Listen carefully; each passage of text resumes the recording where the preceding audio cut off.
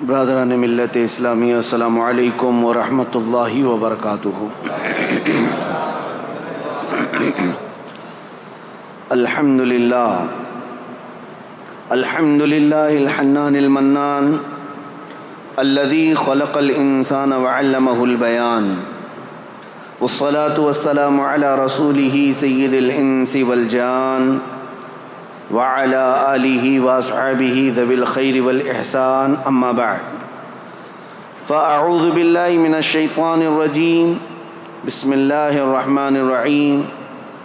ان الدین عند اللہ الاسلام، وقال اللہ تعالی فی مقام آخر، ومن يبتغ غیر الاسلام دینا فلن يقبل منہ وهو فی الآخرة من الخاسرین، صدق اللہ مولانا العظیم۔ بارگاہ رسالت معاب صلی اللہ تعالی علیہ وسلم میں درود پاک کا ہدیہ پیش کریں۔ اللہم صلی علی سیدنا و مولانا محمد معدن الجود والکرم وآلہ واصحابہ الکرام وابنہ الکریم وبارک وسلم صلاۃ دائمۃ سرمدا ابدا۔ عزیزان گرامی وقار، اسلامی نیا سال شروع ہو چکا ہے۔ آج پہلا دن گزرا اور وہ بہار کی موسم جس میں اہل سنت و جماعت کا یہ طرۂ امتیاز ہے، ہمارا ایک دستور رہا ہے، محرم کے ان دنوں میں ہم اپنے اسلاف کی قربانیوں کو یاد کرتے ہیں، اور قربانیوں کی یاد اس لیے کی جاتی ہے کہ بچوں میں قربانی دینے کا جذبہ بھی بیدار رہے۔ دنیا بزدلوں کی کہانی سناتی ہے، لیکن ہم اہل محبت الحمدللہ مجاہدین کی کہانیاں سناتے ہیں۔ ہمارے ہر بچے کو ہم کربلا کی داستان سناتے ہیں، اس لیے نہیں کہ وہ سینہ ٹھوکے، سینہ مارے، ماتم کرے اور روئے دھوئے بس اسی پر ختم کرے، نہیں۔ حسین اعظم کی داستان کربلا ہم اس لیے سناتے ہیں کہ بجھا ہوا دل بھی ہو تو وہ زندہ میدان میں آ جائے، وہ مجاہد بن جائے۔ اللہ کریم ہمارے ان اسلاف کی قربانیوں کے صدقے ہم سب کو اس دین اسلام کا مجاہد بنائے۔ میں بغیر کسی تاخیر کے آج عرض کرتا ہوں کہ ہم نے عنوان چنا تھا تاریخ اسلام اور کربلا کی حقیقت۔ انشاءاللہ العزیز کربلا تک ہم بعد میں آئیں گے، اس سے پہلے ہم شروع سے چلتے ہیں۔ دین اسلام کس کو کہتے ہیں اور اسلام ہی کیوں، اور اسلام کے متعلق جو اعتراضات لوگوں کے، کفار و مشرکین کے چھوڑے ہوئے ہیں، شکوک و شبہات ہیں، اس پر ہم تھوڑی سی بات کر لیں گے۔ اس کے بعد پھر یہ اسلام کا سفر جو چلا ہے، اس سفر کو ہم لے کر کے چلیں گے کربلا کے میدان تک انشاءاللہ العزیز۔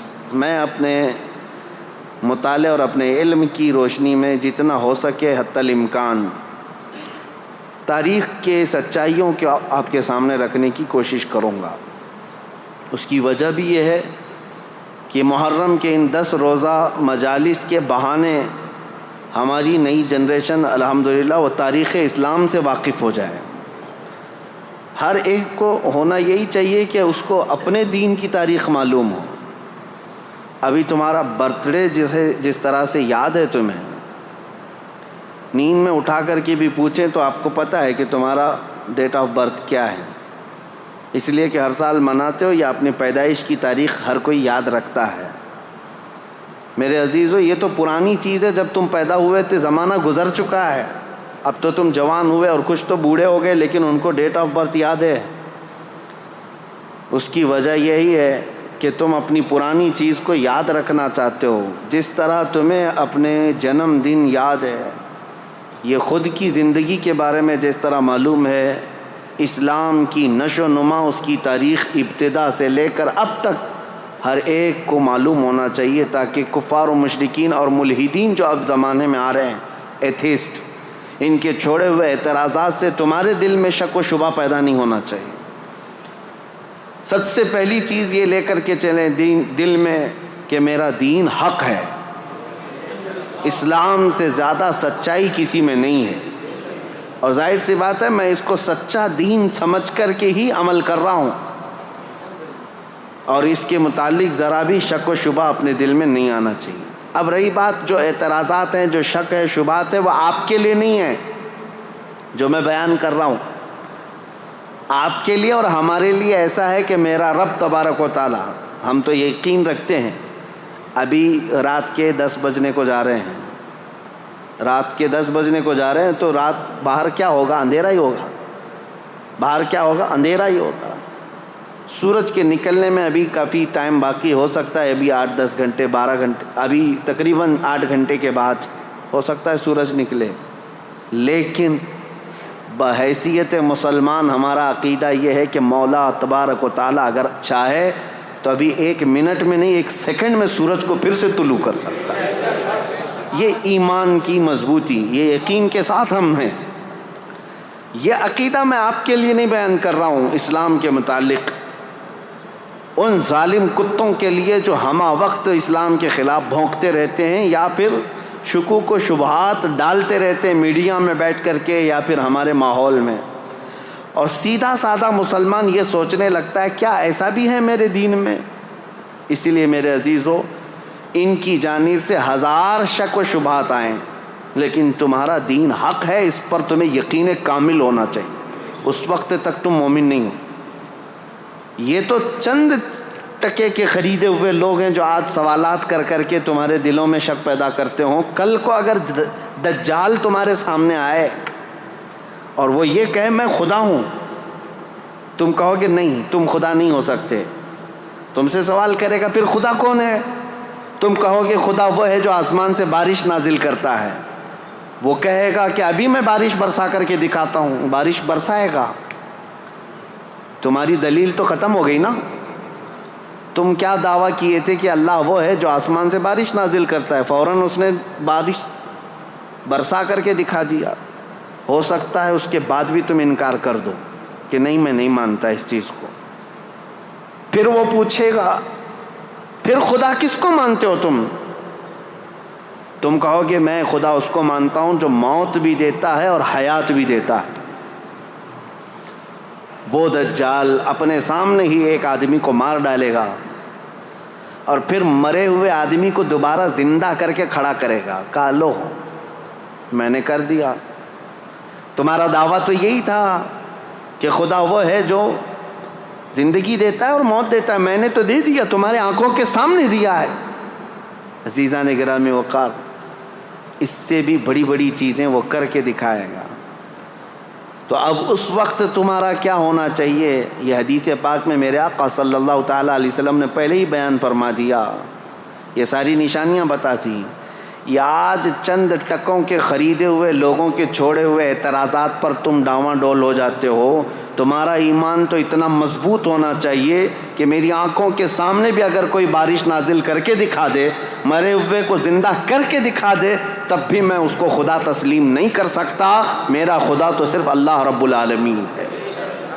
اتنا یقین رکھو کہ ظاہری حالات دیکھ کر کے تمہیں ڈاواں ڈول نہیں ہونا ہے، ورنہ ہزاروں کی تعداد میں صرف دجال کے پیچھے ہی کافر ہو جائیں گے۔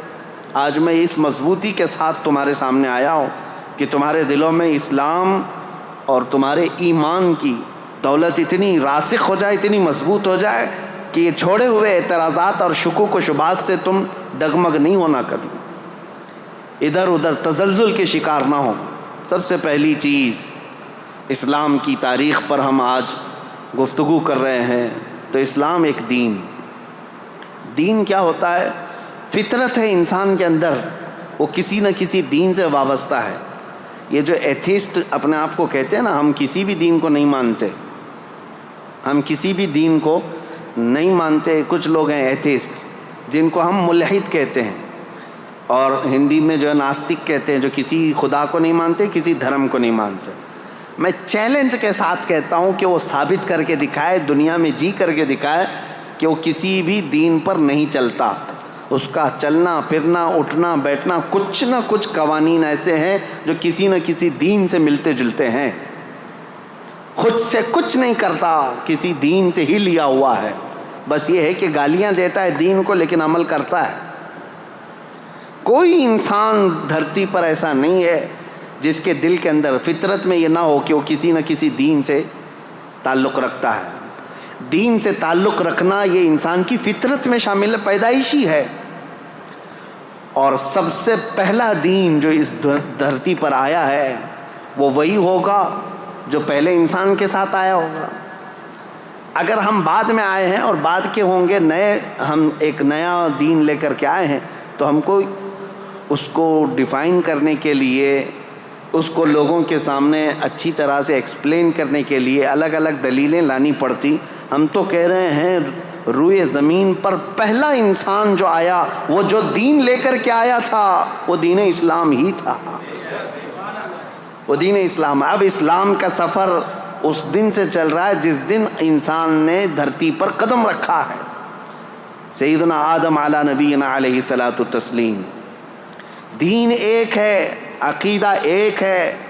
1,24,000 کم و بیش نبی اس دنیا میں آئے، سب کا عقیدہ ایک، دین ایک، بس شریعتیں بدلتی رہیں گی، لا چینج ہوتے رہیں۔ لا کے چینج ہونے سے پورے دین اور عقیدے کے چینج ہونا یہ ضروری نہیں ہوتا۔ آدم علیہ السلام کا عقیدہ کیا تھا؟ اللہ ایک ہے۔ نوح علیہ السلام کا عقیدہ کیا تھا؟ اللہ۔ ابراہیم علیہ السلام، اسماعیل علیہ السلام کا عقیدہ کیا تھا؟ اللہ۔ سب نبیوں کا عقیدے میں کوئی فرق نہیں ہے، عقیدے میں کوئی فرق نہیں۔ سارے نبیوں کا عقیدہ تھا فرشتے موجود ہیں، سارے نبیوں کا ایمان تھا، عقیدہ تھا کہ قیامت کا دن قائم ہونے والا ہے، آخرت پر سب ان معاملات میں کوئی فرق نہیں۔ دین اسلام کی جو بنیاد ہے وہ آدم علیہ السلام سے ہے۔ اب لا جو ہیں، لا کہتے ہیں قوانین انسانوں کے جیسے جیسے بدلتے جاتے ہیں حالات، قانون بدلتے جاتے ہیں۔ ارے میاں ہم تو ابھی 10 سال کے اندر اتنے امینڈمنٹ دیکھ چکے پارلیمنٹ کے اندر۔ قانون امینڈمنٹ کیا ہوتا ہے؟ یہ سنشودھن جو ابھی لا کر کے پوری ہندوستان کو نچایا گیا کہ ہم اس میں ترمیم لا رہے ہیں۔ ترمیم کہتے ہیں قانون جو پہلے سے بنا ہوا ہے اس میں رد و بدل کیا جاتا ہے، پہلے یہ تھا اب یہ ہے۔ یہ ہر ملک میں ہر پارلیمنٹ میں ہوتا ہے، چند سالوں کے بعد انسانوں کے یہ جو بل پاس ہوتے ہیں کیا ہوتے ہیں؟ لا تو پہلے سے یہاں پر بنے ہوئے 1950 سے ہمارے ملک میں، لیکن ابھی بھی ہر سال پارلیمنٹ میں کوئی بل پاس ہوتا ہے، کوئی نیا قانون آتا ہے۔ پہلے ٹیکس الگ تھا، اب ٹیکس الگ ہو گیا۔ یہ جو لا چینج ہوتے جاتے ہیں، اس سے کیا یہ فرق پڑتا ہے کہ پہلے آپ ہندوستانی تھے اب ہندوستانی نہیں ہیں؟ فرق پڑتا ہے؟ نہیں فرق پڑتا ہے۔ آپ جس دیش کے رہنے والے تھے وہ کل بھی تھے آج بھی ہیں، لا آپ کے چینج ہوتے رہے ہیں۔ اسی طرح میرے عزیزو بنیاد اسلام کی وہی ہے جو آدم علیہ السلام لے کر کے آئے تھے، لیکن ہر زمانے میں انسانوں کی ضرورت کے اعتبار سے ان کے لا چینج ہوتے رہے۔ آدم علیہ السلام کی شریعت میں کچھ مسئلے الگ تھے، نوح علیہ السلام کی شریعت میں کچھ مسئلے الگ تھے، لیکن کسی بھی نبی کی شریعت میں یہ نہیں تھا کہ تم گائے کی پوجا کر سکتے ہو، تم بندر کی پوجا کر سکتے ہو۔ پھر کسی نبی کے اس میں آ گیا ہو کہ نہیں یہ فلاں کی پوجا کر سکتے ہو، نہیں، آدم علیہ السلام سے لے کر میرے نبی تک عبادت صرف اللہ رب العالمین کی، ایک خدا کی عبادت ہوتی رہی، اس میں کوئی فرق نہیں۔ تو اب میں تاریخ اسلام جو بتا رہا ہوں تو فخر سے کہو میرا دین وہی ہے جو دنیا کی شروع سے لے کر آج تک موجود ہے۔ جس دن آدم علیہ السلام روئے زمین پر آئے اسی دن اسلام بھی ساتھ میں آیا ہے، اسلام اسی دن ساتھ میں آیا۔ اب یہاں پر باتیں آتی ہیں کہ وہ دھرم بہت پرانا ہے، یہ دھرم بہت پرانا ہے، ان کو تو یہ تک پتہ ہی نہیں ہے۔ کبھی کہتے ہیں 50 لاکھ سال پرانا ہے، کبھی کہتے ہیں کوئی 40 لاکھ سال پرانا ہے۔ یہ اٹکل پچو ہے، دنیا 1 لاکھ سال پرانی ہے یا نہیں یہ ثابت نہیں کر پائیں گے۔ دنیا کو قائم ہوئے یعنی آدم علیہ السلام کو اس روئے زمین پر آئے ہوئے اور اب تک کتنا سال گزرا، یہ اب تک یہ بتا نہ سکیں گے کہ 1 لاکھ سال گزرے ہیں کہ 2 لاکھ، لیکن اٹکل پچو مارے جاتے ہیں کہ ہمارا جو ماننے والا عقیدہ ہے یہ 50 لاکھ پرانا ہے۔ 50 लाख बोलो, ख्याली तो है पूरा धर्म, तो 50 लाख बोलो, 50 करोड़ बोलो, सब चलेगा, कोई मसला ही नहीं है, क्योंकि कहानी है, जितना भी बोल लो चलेगा। रियलिटी क्या है, हकीकत क्या है, तो फिर आपको हम तारीख़ के हिसाब से बताएंगे मेरा दीन उस दिन से है जिस दिन आदम अलैहिस्सलाम ज़मीन पर तशरीफ़ लाए। अब उनके मुतालिक ऐसा नहीं है कि सिर्फ दीन इस्लाम ही बोलता है, ईसाइयों की किताबों में भी आदम अलैहिस्सलाम का ज़िक्र है, यहूदियों की किताबों में भी आदम अलैहिस्सलाम का ज़िक्र है, ये दुनिया के बड़े बड़े जो मज़ाहिब माने जाते हैं, दीन माने जाते हैं, उन सब में भी आदम अलैहिस्सलाम का ज़िक्र मौजूद है, इसका इनकार नहीं कर सकते। आज दुनिया में जितने रिलीजियंस पाए जाते हैं, ये मेरी स्पेशल स्टडी रही है पहले, ये और बात है कि तकरीबन अब किताबों से पढ़ने से ताल्लुक़ ख़त्म होकर के भी 10-12 साल गुज़र गए हैं, लेकिन हमारी स्पेशल स्टडी इसी पर होती थी, तक़ाबुल अदियान, दुनिया के जो बड़े बड़े दीन हैं उनकी खुसूसियत क्या है, उनके अंदर मौजूद क्या क्या है। इस तरह से अगर मैं फ़र्क करके बताऊं तो सबसे ज़्यादा मेजॉरिटी में, अगर पूरी दुनिया में 100 दीन पाए जा रहे हैं, 100 दीन अगर पाए जा रहे हैं, तो उसमें से 85 से 90 दीन सिर्फ हिंदुस्तान में हैं, बाकी पूरी दुनिया में।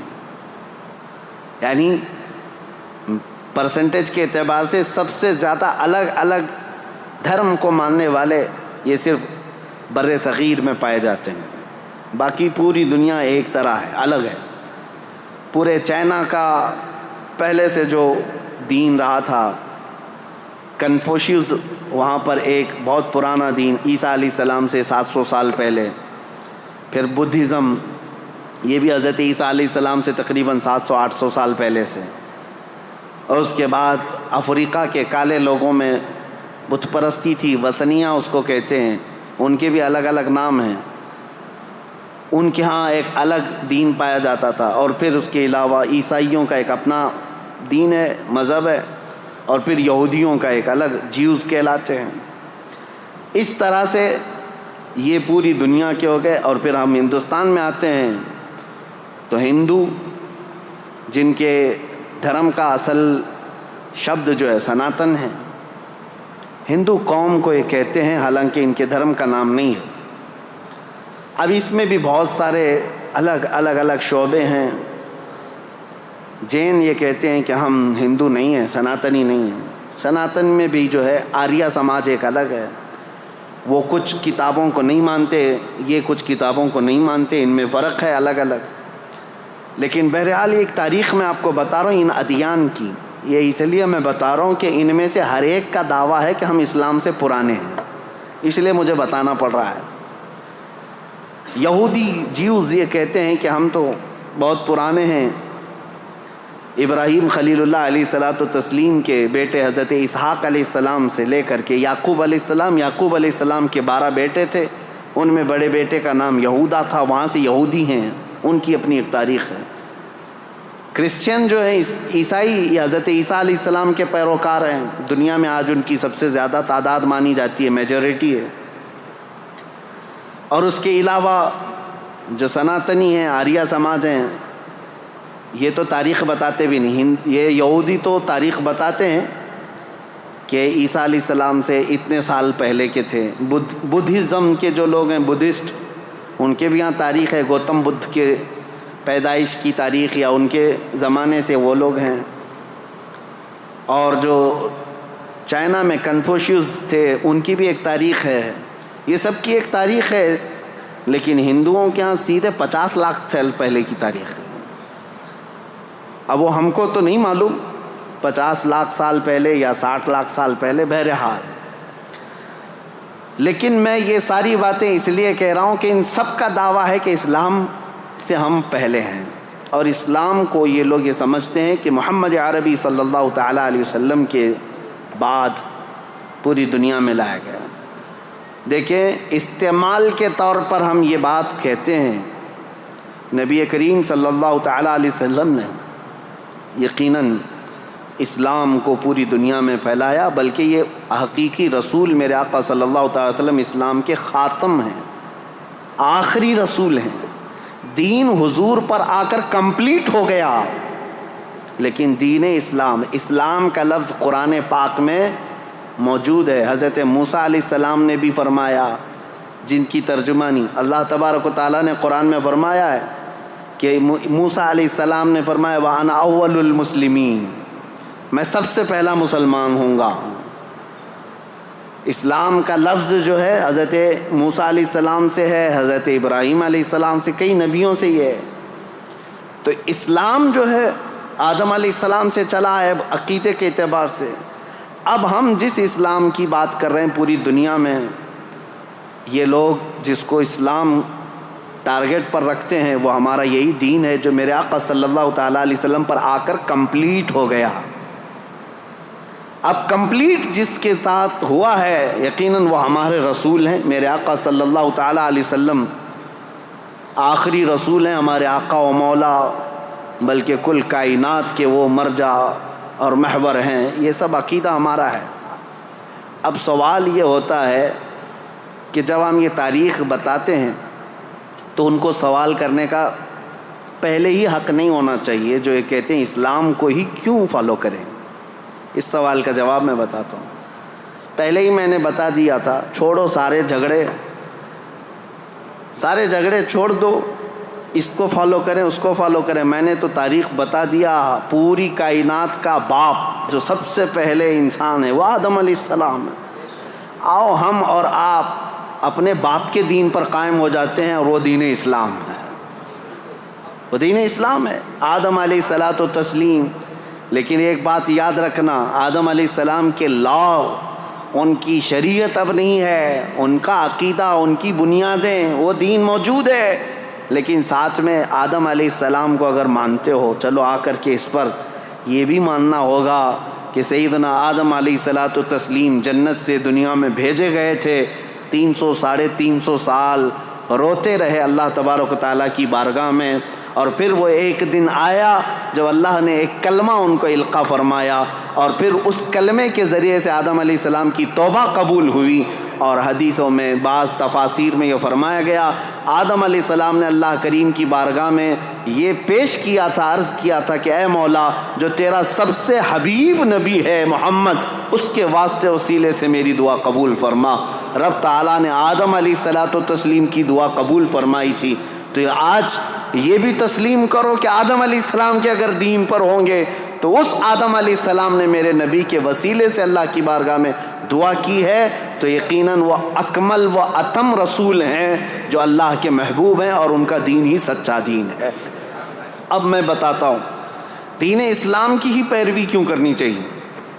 سوال یہ، اب میں اسی بات پر اگر چل پڑوں تو پوری رات گزر جائے۔ وجہ یہ ہے، میرا دین جس بات کا اعلان کرتا ہے اس کو امپلیمنٹ کر کے بتاتا ہے۔ دین اسلام میں کسی شوشے میں کمی نہیں ہے۔ اگر کمپیئر کرنے کی بات کریں گے تو کچھ لوگوں کو برا لگے گا، لیکن آپ کا سوال ہے کہ دین اسلام کی ہی کیوں پیروی کریں، کیوں اسی کو فالو کریں، تو پھر مجھے بتانا پڑے گا۔ دین اسلام کو فالو کرنے کے لیے اس لیے کہ پورے حیات کا اگر نظام تمہیں چاہیے اپنے جینے کا تو صرف اسلام ہی دیتا ہے، صرف اسلام دیتا ہے۔ یہ میرا چیلنج ہے، جینے کا سلیقہ صرف اگر تم چاہتے ہو تو جینے کے سلیقے میں یہ صرف یہ نہیں آتا چار دیواری کے اندر جینا۔ انسان کے جینے کے سلیقے میں اس کی تجارت بھی آتی ہے، اس کی شادی بیاہ بھی آتے ہیں، اس کے پڑوسی بھی آتے ہیں، اس کا بازار بھی آتا ہے، اس کا بزنس بھی آتا ہے، حتیٰ کہ اس کا حکومت کرنا، اس کا وزیر بننا، سپاہی بننا، یہ ساری چیزیں جینے کے حقوق میں آتے ہیں۔ اور ہر شوشے پر اسلام تمہیں پورا پورا چیپٹر عطا کرتا ہے، ایک مسئلہ نہیں، پورا پورا چیپٹر ہے۔ تم اگر وقت کے بادشاہ ہو تو بھی اسلام تمہیں پابند بنا کر کے دکھائے گا۔ تم اگر کرسی عدالت پر بیٹھے ہو قاضی تو پورا باب موجود ہے، تمہیں فالو کرنا پڑے گا۔ تم اگر کسی اسکول کے ٹیچر ہو تو اسلام تمہیں اس کے بھی اسلوب بتائے گا۔ آج میرے عزیزو میں آپ کو بتاؤں، 1400 سال پہلے جب لا تھے ہی نہیں، بادشاہوں کے رول چلتے تھے، بادشاہوں کے قانون چلتے تھے۔ جو بادشاہ کے وہ رات میں خواب آ گیا وہ صبح قانون بن گیا۔ نہ پارلیمنٹ میں پاس کرانے کی ضرورت تھی، کچھ نہیں، بادشاہ کہہ دیا آج سے یہ قانون وہ قانون۔ اسلام نے سب سے پہلے یہ دنیا میں قوانین پیش کیے کہ نہیں، حکومت بھی چلے گی تو لا کے ذریعے سے چلے گی، اور اس لا کے اندر وقت کا خلیفہ بھی داخل ہوگا، وہ بھی شامل ہوگا، قانون اس کے اوپر بھی ہوں گے، کسی ایک کے اوپر نہیں ہے۔ کئی مرتبہ ایسا ہوا ہے میرے عزیزو، خلفائے راشدین سے افضل اس امت کے صحابہ میں سے لے کر آخری زمانے تک کوئی نہیں ہے۔ نبیوں کے بعد خلفائے راشدین سب سے افضل لوگ ہیں، لیکن کئی مرتبہ ایسا ہوا ہے کہ حضرت عمر فاروق رضی اللہ تعالیٰ، حضرت علی کرم اللہ وجہہ الکریم عدالت میں حاضر ہوئے ہیں قاضی کے سامنے، وہ خلیفہ ہوتے ہوئے بھی عدالت میں حاضر ہوئے ہیں، نہ قاضی نے ان کے خلیفہ ہونے کا وہ کیا کہ وقت کا خلیفہ آیا ہے، نائب رسول ہیں، صحابی رسول ہیں، ان کی فضیلتوں میں کیا کیا حدیثیں نہیں آئی ہیں، لیکن وقت کا قاضی عدالت کے منصب پر جب بیٹھا ہے تو وہ نظریں تک نہیں اٹھاتا کہ مسئلہ فیصلے کا ہے، عدالت کا ہے۔ عزیزان گرامی اوقات، اسلام کی یہ خوبیاں ہیں جس کی وجہ سے ہم کہتے ہیں فالو کرنے کے لائق صرف اسلام ہے۔ یہ دین مکمل ہے، انکمپلیٹ نہیں ہے، کمپلیٹ دین ہے۔ لاؤ تم زندگی کا جو بھی شعبہ، میں بتاتا ہوں اسلام کے ذریعے سے اس کے متعلق کیا حل ہے۔ کہیں دوسری جگہ ہم نے دیکھا ہے یا تو عورتوں کے حقوق نہیں ملتے ہیں، کہیں بچوں کے حقوق نہیں ملتے، کہیں شادی کے مسائل نہیں ملتے، کہیں تجارت کے مسائل نہیں ملتے، کہیں جرائم کے متعلق باتیں نہیں ملتی۔ آج میں آپ کو بتاؤں اسلام کی خوبیاں۔ ایک ڈاکٹر ہے امریکن، وہ ابھی اسلام قبول کر چکی ہیں، لیڈی ڈاکٹر ہے، انہوں نے کہا میں نے بہت پڑھائی کی، دیکھا بہت سارا فرق یہ ہے کہ برائیوں سے ہر دین روکتا ہے، ہر مذہب روکتا ہے، بلکہ آج کے قوانین بھی روکتے ہیں، لیکن ان کے اندر دگلا پن ہے۔ صاف صاف میں بتا رہا ہوں، شراب اچھی چیز نہیں ہے، سارے لوگ کہتے ہیں، صحیح بات ہے، سارے لوگ کہتے ہیں، قانون کئی کنٹریز میں ہیں، شراب پی کر کے کچھ بھی کرے گا تو ظاہر سی بات ہے اس پر پکڑ بھی ہوتی ہے۔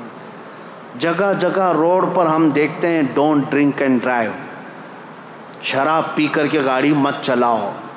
کیوں میاں، کیا ہوتا ہے شراب پی کر؟ ارے یہ پولیس والے تو گھس گھس کر کے منہ سونکھتے رہتے ہیں کہ شراب پیا ہے کہ نہیں ہے، رات کو ان کی ڈیوٹی رہتی ہے شراب پیا ہے کہ نہیں، ہر ایک کا منہ چیک کرتے رہے۔ کیوں؟ قانون کے خلاف ہے، اور گاڑی اگر چلا رہا ہے شراب پی کر کے ٹھوکے گا، کسی کو مارے گا، خود بھی مرے گا، دوسرے کی بھی جان کو خطرے میں ڈالے گا۔ یہی مسائل ہے نا۔ ہم سوال یہ کرتے ہیں جب یہ اتنی خطرناک چیز ہے کہ کبھی بھی ایکسیڈنٹ کرتا ہے آدمی، کبھی بھی ایکسیڈنٹ کرتا ہے، کسی کو مار سکتا ہے، بلکہ پی کر کے جائے اور سیف ڈرائیونگ کر کے بھی جائے تو جا کے گھر میں بیوی کو تو مارتا ہی ہے، گھر میں پتہ نہیں کیا کیا کرتا ہے۔ کہاں یہ تو ہوتا ہے۔ ہم نے کہا یہ سب لکھ کر کے لگاتے آپ ہو، ڈونٹ ڈرنک اینڈ ڈرائیو، لیکن ہمیں یہ بتاؤ کہ اس کو پینے کی جگہ کہاں ہوتی ہے اور اس کو پلانے والے کو لائسنس کون دیتا ہے؟ کوئی ایک بھی شراب کی دکان کیا حکومت کی پرمیشن کے بغیر علل اعلان چلائے جا سکتی ہے؟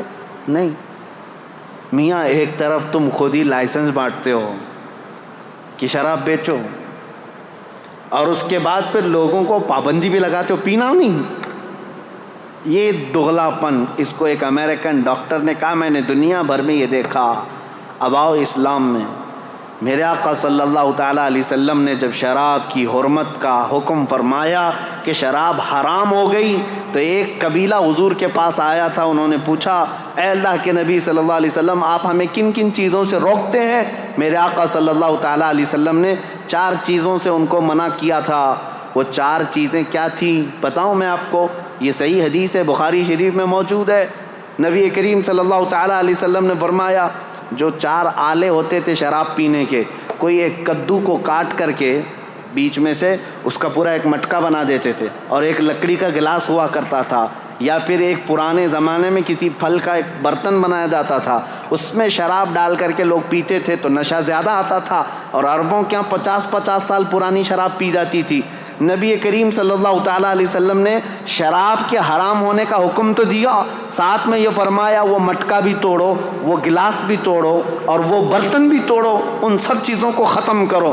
اب کبھی حکمت سوچو میرے عزیزو، شراب حرام ہو گئی، یہ پیالے کیوں حرام ہوئے؟ اس لیے کہ ان پیالوں کو دیکھ کر پینے والے کو پھر سے وہ شراب کی یاد نہ آ جائے۔ اسلام جڑ پر انگلی رکھتا ہے، اسلام بنیاد پر انگلی رکھتا ہے، یہ نہیں کہ اب تم پی کر کے آؤ تو بعد میں دیکھیں گے علاج کیا جائے گا۔ آج اسلام کی خوبیوں کے بارے میں، عصمت دری کے معاملات کتنے تیزی سے بڑھے ہیں پتہ ہے؟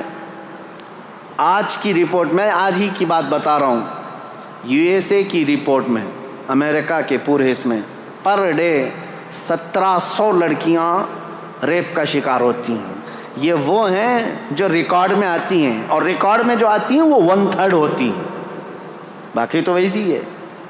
اور اس میں ہندوستان میں بھی بہت زیادہ لیول بڑا ہوا ہے ریپ۔ ہمارے ہاں تو آپ نے دیکھے اس پر کتنے احتجاجات ہوئے ہیں، چھوٹی عمر کے نابالغ لڑکوں کو جو حکومت کی نظر میں، ان لوگوں کے ذریعے سے بھی 16 سال کا 15 سال کا لڑکا شراب پی کر کے کسی لڑکی کو اچانک اٹھا لیا، 3-4 درندوں نے مل کر کے اس کی عصمت لوٹ لی، عزت لوٹ لی اور مار کر کے اس کو راستے پر پھینک دیا۔ یہ کتنے واقعات ہو رہے ہیں۔ اب اس پر بات 2-4 دن تک گرم رہتی، میڈیا میں چلتی ہے، لوگ سڑکوں پر آ جاتے ہیں، انصاف انصاف انصاف۔ میرے عزیزو، زنا ایک بہت سنگین جرم ہے۔ زنا پر اسلام نے جو پابندیاں لگائی ہیں وہ ہلکی نہیں ہیں، ہلکی نہیں۔ آپ میں سے کوئی بھی عزت والا، میں ان سے پوچھتا ہوں جو ہندو ہیں، جو کرسچن ہیں یا دوسرے دھرم والے، میں ان سے پوچھتا ہوں کیا تم اس بات کو پسند کرتے ہو کہ تمہاری بہن کو کوئی بھی اٹھا کر لے جائے اور اپنے بستر کی زینت بنائے؟ ہرگز نہیں پسند کرو گے، کوئی نہیں پسند کرتا اس بات کو۔ تمہاری ماں کو کوئی لے جائے، کوئی بہن کو لے جائے، کوئی بیٹی کو لے جائے، ہرگز تم بھی نہیں پسند کرتے۔ میرے دین کی خصوصیت یہ اپنی جگہ پر، میں ان سے پوچھتا ہوں تم پسند کرتے ہو؟ نہیں پسند کرتے۔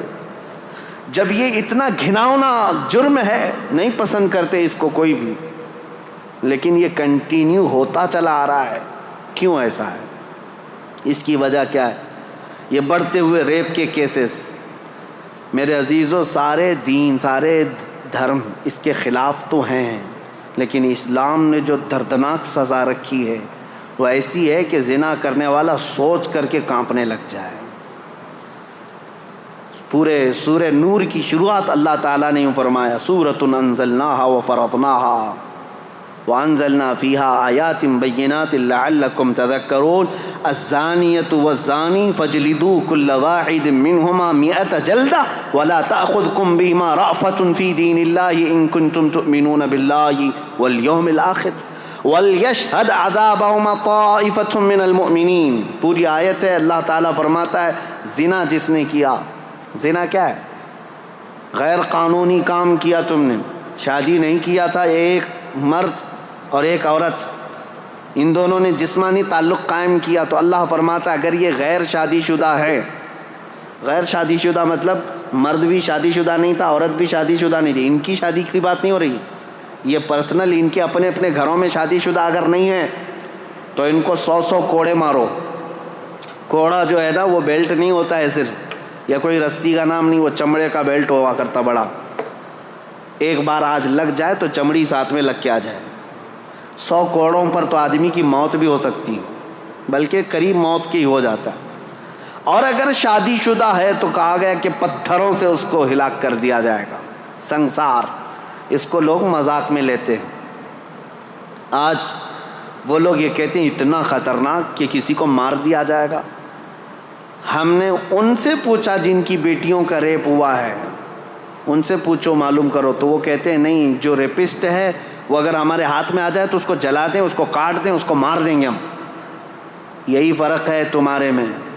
اسلام ہر بیٹی کو اپنی بیٹی کی عزت دیتا ہے۔ ریپسٹ کو یہ جو دردناک سزا دی گئی، زانی کو، قرآن کی ترتیب سنیے، صرف اتنا ہی نہیں ہے کہ ان کو رجم کیا جائے گا یا کوڑے مارے جائیں گے، بلکہ اللہ تعالیٰ فرماتا ہے وَلَا تَأْخُذْكُمْ بِمَا رَأْفَةٌ فِي دِينِ اللَّهِ، ان دونوں کے بارے میں اللہ کے دین میں کے معاملات میں ذرا برابر بھی نرمی مت کرنا، اللہ کا حکم ہے یہ۔ اور پھر اس کے آگے تیسرا حکم یہ ہے وَلْيَشْهَدْ عَذَابَهُمَا طَائِفَةٌ مِّنَ الْمُؤْمِنِينَ، ایسا نہیں کہ تنہائی میں کہیں کسی روم میں لے جا کر کے مار دو ان دونوں کو، اللہ فرما رہا ہے ان کی سزا پر سارے مومنوں کو جمع کرو، سب کے سامنے سزا ہوگی۔ یہ سزا اتنی دردناک ہوتی ہے میرے عزیزوں کہ انسان سوچنے سے بھی کانپنے لگ جاتا ہے۔ یہی تو وجہ تھی کہ اسلام نے جڑ پر پابندی لگائی۔ اب میں آپ کو بتاتا ہوں یہ بڑا گناہ ہے، بڑی سزا ہے، وہاں تک پہنچے ہی کیوں، ہم سزا دیں ہی کیوں اتنی بڑی، اور یہ آدمی وہاں تک جائے ہی کیوں، زنا ہوتا ہی کیوں ہے، زنا تک پہنچتا ہی کیوں ہے؟ اس کے لیے اب میں اسلام کی خصوصیت بتاتا ہوں۔ سوال یہی تھا نا کہ اسلام کو ہی کیوں فالو کریں، سوال یہی ہے نا اسلام کی پیروی کیوں کریں؟ اب سنو، تم تو اب زنا کے بعد ہو سکتا ہے قانون لگاؤ گے ریپسٹ کے لیے یہ ہے 10 سال کی سزا، 18 سال کی سزا، کسی کے ہاں 14 سال کی سزا، نابالغ بچی کے ساتھ ہو جائے تو اس کو عمر قید کی سزا۔ سزاؤں کا نفاذ یہ تو بعد میں ہوگا، اور تم تو یہ پہلے سے سوچ رہے ہو یہ کر کے آئے گا تب یہ سزا ہوگی۔ اسلام کیا کہتا ہے وَقُلْ لِلْمُؤْمِنِينَ يَغُضُّوا مِنْ أَبْصَارِهِمْ، اے محبوب اپنے غلاموں سے فرما دیں اپنی نگاہیں نیچی رکھیں، زنا تک جاتے ہی کیوں؟ وَلَا تَقْرَبُوا الزِّنَا إِنَّهُ كَانَ فَاحِشَةً، اللہ فرماتا ہے زنا کے قریب بھی مت جاؤ، وہ بہت بڑی بے حیائی۔ اور رب تعالیٰ نے صرف مومن مردوں سے نہیں فرمایا وَقُلْ لِلْمُؤْمِنَاتِ يَغْضُضْنَ مِنْ أَبْصَارِهِنَّ وَيَحْفَظْنَ فُرُوجَهُنَّ، اور اے محبوب مومنہ عورتوں سے بھی کہہ دیں وہ اپنی آنکھیں نیچی رکھیں، اپنی شرمگاہوں کی حفاظت کریں۔ وَلَا يُبْدِينَ زِينَتَهُنَّ، اے محبوب ان سے کہہ دیں اپنی مومنہ عورتوں سے، امتیوں سے، کہ وہ اپنی زینت کا اظہار نہ کریں۔ یہ قرآن کا حکم ہے۔ عورت اپنی زینت کا اظہار کس کے پاس کر سکتی؟ الا لبعولتہن، اپنے شوہروں کے پاس، او آبائہن، اپنے باپ کے پاس۔ یہ جن لوگوں کا ذکر آیا ہے قرآن میں ان کے سامنے، اپنے بیٹوں کے سامنے، اپنے بھانجوں کے سامنے، اپنے بھتیجوں کے سامنے، بس ان کے علاوہ کسی کے سامنے عورت اپنی زینت کا اظہار نہ کرے۔ اب مجھے بتاؤ اسلام نے کہاں روک لگائی ہے؟ جہاں سے شروعات ہوتی ہے، النظرۃ سہم من سہام الشیطان۔ اے نوجوانوں توجہ سے سن لو، میرے آقا صلی اللہ علیہ وسلم نے فرمایا نظر جو ہے شیطان کے تیروں میں سے ایک تیر ہے، نظر سے شروعات ہوتی ہے۔ نظریں دو چار ہوئیں، اس کے بعد پھر جسم حرکت کیا، دل کے اندر وسوسے پیدا ہوئے اور اس گناہ کے ارتکاب کے لیے آدمی دوڑ پڑا، لیکن شروعات ان آنکھوں نے کی تھی اور قرآن نے وہیں پر پابندی لگائی تھی۔ یہ میرے دین کی خصوصیات ہے۔ تم پوچھتے ہو اسلام کو یہ فالو کیوں کرے؟ یہ جرائم کو، کرائم کو ایسے روکتا ہے جہاں سے اس کی شروعات ہوتی ہے۔ جہاں چشمہ پھوٹنے والا ہے وہیں پر بند باندھ دو، پانی بہہ جانے کے بعد گٹر بند کرنے سے کچھ نہیں ہونا۔ جہاں سے سوتا پھوٹا ہے اسی کو روکنا ہے۔ اسلام وہاں پر بند باندھتا ہے، نظروں کو نیچی رکھو۔ چوری پھر بھی گھٹتی نہیں، آج چوری کا آپ یہ دیکھیں ریشو تو کم نہیں ہوا ہے، بڑھتا ہی جا رہا ہے۔ چوروں سے کیسے چھٹکارا حاصل کریں؟ اسلام نے اس کے لیے بھی حل بتایا۔ چور جو چوری کرتا ہے ضرورت کے تحت ہوتا ہے، شروع میں ایسا ہی ہوتا ہے کہ اس کو غربت چوری پر لے آتی ہے، اس کی ضرورت جو ہے چوری پر لے آتی ہے، یا تو گھر میں کوئی چیز کی کمی۔ شروع کی بات، پیشہ ور چور کی بات الگ ہے، جس کا پیشہ بن گیا، عادت بن گئی، وہ بعد میں ہوتا ہے، لیکن سٹارٹنگ چور کیسے کرتا ہے؟ اس کی ضرورت اسے چوری پر لاتی ہے۔ اسلام نے اس کے لیے سب سے پہلے سزا مقرر نہیں فرمائی، بلکہ پہلے سارے مسلمانوں پر زکوٰۃ کا نظام نافذ کیا۔ زکوٰۃ کا نظام ایسا نافذ کیا، امپلیمنٹ کیا ہے کہ تم میں سے ہر کوئی اپنے مال کا 2.5% نکالے۔ اگر صحیح معنوں میں مسلمانوں کا مال جس طرح بیت المال میں جمع ہوتا تھا نکل جاتا اور جو جو ضرورت مند ہوتا اس کے گھر پر یہ مال پہنچتا تو چوری پر ہاتھ کاٹنے کی سزا ہے اسلام میں. ہاتھ کاٹنا بعد میں ہوتا, چوری کرنا بعد میں ہوتا. جب اس کی ضرورت پوری ہو رہی ہوتی تو چوری کا خیال بھی دل میں نہیں آتا. ابتدا یہاں سے. آج یہ طوائف کے اڈے جو چلنے لگ گئے ان کو بھی باضابطہ لائسنس ملتا ہے. جسموں کو بیچنے والی عورتیں, بار میں کام کرنے والی عورتیں, کیا یہ انسان نہیں ہیں؟ ان کے جسموں کے ساتھ ہر کوئی کھیلتا ہے اور ان کو اپنی بستر کی زینت بنا لیتا ہے آسانی سے. کیا یہ عورت نہیں ہیں؟ عورت ہیں. یہ کسی کی بیٹی ہیں یا کسی کی بہن ہے. لیکن یہ بازار میں کیوں آئی؟ بازار میں ان کو کون لے کر کے آیا؟ ہو سکتا ہے کچھ مجبوراً یا ظلم و زبردستی کے ساتھ لائی گئی ہوں گی, لیکن موسٹلی اس میں غربت اور ضرورت نے ان کو وہاں تک پہنچایا یا پھر شہوت نے وہاں تک پہنچایا. یہیں پر میں آج آپ کو بتاتا ہوں اسلام میں تعدد ازواج کا مسئلہ کیوں رکھا گیا, ایک سے زیادہ بیویاں کرنے کی اجازت کیوں دی گئی. اگر میں یہ بھی ریشو بتاؤں, پرسنٹیج بتاؤں, تو آپ جا کر کے مطالعہ کر کے دیکھ لینا. امریکہ میں آج کی تعداد میں مردوں سے 70 لاکھ عورتیں زیادہ ہیں. یو کے میں 40 لاکھ کے قریب مردوں سے عورتیں زیادہ ہیں. تعداد کاؤنٹنگ کی بات کر رہا ہوں, مردم شماری میں. رشیا میں بھی تقریباً 50 سے 60 لاکھ کے قریب عورتیں زیادہ ہیں. موسٹلی پوری دنیا میں اگر عورتوں کی تعداد اور مردوں کی تعداد کو کاؤنٹ کیا جائے تو اس میں عورتوں کی تعداد کئی لاکھ گنا زیادہ ہے. یہ جو بھونکتے رہتے ہیں اسلام 4 بیویاں کرنے کی اجازت دیا, اب یہ سول کوڈ ان کو اسی لیے سب سے زیادہ وہ ہے, ہندوؤں کے لیے قانون بنا ہوا ہے یہاں پہ کہ وہ ایک سے زیادہ شادی نہیں کر سکتے. ہندو میرج ایکٹ کے اندر دوسری شادی کرنا ان کے لیے غیر قانونی ہے. اور مسلمانوں کے لیے مسلم میرج ایکٹ کے اندر ہے کہ وہ دوسری شادی کر سکتا ہے. ہمارے یہاں اجازت تھی. میرے عزیزو, یہ زور زبردستی نہیں. جب لا بن رہے تھے انڈیا کے تب یہ دونوں کے دھرم کو سامنے رکھ کر کے ہی بنایا گیا تھا. ہندوؤں کے بھی بڑے بڑے لوگوں سے یہ پوچھا گیا تھا کہ تمہارے اندر یہ پروویژن ہونا چاہیے کہ دوسری کرنے کی. نہ نہ نہ نہ یہ تو پاپ ہے. تو ٹھیک ہے, پاپ ہے تو قانون بنا کر کے رکھا گیا کہ دوسری شادی اس میں نہیں ہونا چاہیے. مسلمانوں میں نہیں, جائز ہے. 4 تک کی اجازت ہے. کھلا رکھا گیا, اوپن رکھا گیا. ایک رپورٹ ہمارے پاس یہ بھی ہے 71 سے لے کر 91 تک, 1971 سے 1991 تک کی یہ 20 سال کی رپورٹ کے اندر ہندوستان میں سروے کی ہوئی ایک رپورٹ موجود ہے جس میں ڈبل شادی کرنے والوں کی تعداد سب سے زیادہ ہندوؤں کی ہے, جبکہ اللیگل ہے. ٹھیک ہے, میں ابھی آتا ہوں. ہمارے یہاں لیگل ہے. سول کوڈ اسی لیے لانا چاہ رہے ہیں بیچارے کہ ان کو ایک سے زیادہ نہیں کرنا پڑتا. مسلمانوں کے اوپر بھی یہی قانون آنا چاہیے, ایک ہی قانون ہو جو سب کے لیے چل رہا ہے. اب مسلمان بھی دوسری نہ کریں. اور حیرت کی بات ہے وہ لوگ قانون لا رہے ہیں جن کی ایک بھی نہیں ہے. قانون سول کوڈ کی بات سب سے زیادہ وہی کر رہے ہیں جن کے نہ بچے ہیں نہ بیوی ہے. خیر, آج ہمارا ٹاپک نہیں ہے. اب یہ تعدد ازواج کا جو مسئلہ اسلام میں ہے, میں کیوں رکھ رہا ہوں ایک سے زیادہ شادی. مجھے بتاؤ سب سے زیادہ موت کی تعداد عورتوں سے بڑھ کر کے مردوں کی ہے. یہ ریئل فیکٹ جو بات ہے میں آپ کو بتا رہا ہوں, سائنٹیفک بات کر رہا ہوں. جو بچپن میں بیماریاں ہوتی ہیں بچوں کو, اس میں اکثر جو مر جاتے ہیں وہ لڑکے مرتے ہیں, لڑکیاں نہیں. ان کے اندر ڈیفنس کی طاقت ہے.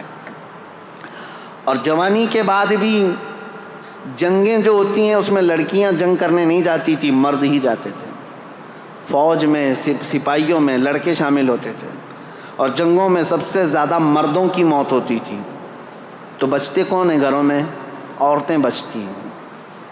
مردوں کی شرح اموات زیادہ ہے عورتوں سے. مرد مرتے بھی زیادہ ہیں, پیدا بھی کم ہو رہے ہیں, عورتوں کی تعداد زیادہ ہے. اب مجھے بتاؤ صرف USA میں اگر 70 لاکھ عورتیں زیادہ ہیں، ہر مرد وہاں شادی کر بھی لیا، پہلے تو کرتے نہیں، اگر ہر مرد کر بھی لیا تب بھی 70 لاکھ عورتیں بچتی ہیں۔ ان میں سے 1/3 جو مردوں کی تعداد ہے، جس کی تعداد تقریباً 2.5 کروڑ ہوتی ہے، وہ لوگ ہومو سیکسول ہیں۔ USA کی بات کر رہا ہوں، تو شادی کرنا ہی نہیں چاہتے۔ تو اب جو عورتیں بچ جاتی ہیں، مجھے یہ بتاؤ، ان عورتوں کو زندگی گزارنے کے لیے کسی مرد کا سہارا اگر نہیں ملتا ہے تو کیا وہ بازار میں نہیں آئیں گی؟ کیا وہ اپنے خواہشات کی تکمیل کے لیے یہ راستہ نہیں ڈھونڈیں گی؟ میرے عزیزو، اسلام نے واجب نہیں کیا ہے 4 شادیاں کرنا، ایک دروازہ رکھا ہے، ایک دروازہ رکھا ہے۔ کیا واجب ہے دوسری شادی کرنا؟ یہاں اسلام نے ایک تمہارے لیے سہولت کا دروازہ رکھا ہے، اس پر ان کو اتنا واویلا ہے، لیکن حقیقت میں یہ ریئل لائف کے اندر آؤ کہ دنیا میں ہو کیا رہا ہے۔ ان عورتوں کو بھی انصاف دلانا ہے جو بغیر کسی شوہر کے پوری زندگی گزار کے چلی جاتی ہیں۔ اگر کوئی مرد ایک کے علاوہ دوسری کو نکاح کرتا ہے تو میرے عزیزو، یہ صرف وہ اپنے جسم کی تسکین کے لیے نہیں کر رہا، بلکہ ایک ایسی آوارہ ہونے والی عورت کو گناہوں سے بچا کر کے اپنے گھر کی ملکہ بنانا چاہ رہا ہے۔ اسلام کے اوپر اعتراضات جو کرتے ہیں، ان کے ہم باندیاں ہیں، باندیوں سے شادی کرتے ہیں، یعنی ایک سے زیادہ باندیاں جو رکھی جاتی ہیں۔ میرے عزیزو، اس میں بڑی حکمت تھی۔ پہلے جو ہے جنگوں میں جب ایک فوج کو دوسری فوج پر فتح حاصل ہوتی تو سامنے والوں کا سارا مال بھی لے آتے، وہاں کے جتنے قیدی ہوتے ان کو غلام بھی بنایا جاتا، اور ان کی جو عورتیں ہوتی تھی وہ باندیاں بن جاتی تھیں، باندیاں بن کر کے سب کو بانٹ دی جاتی تھی۔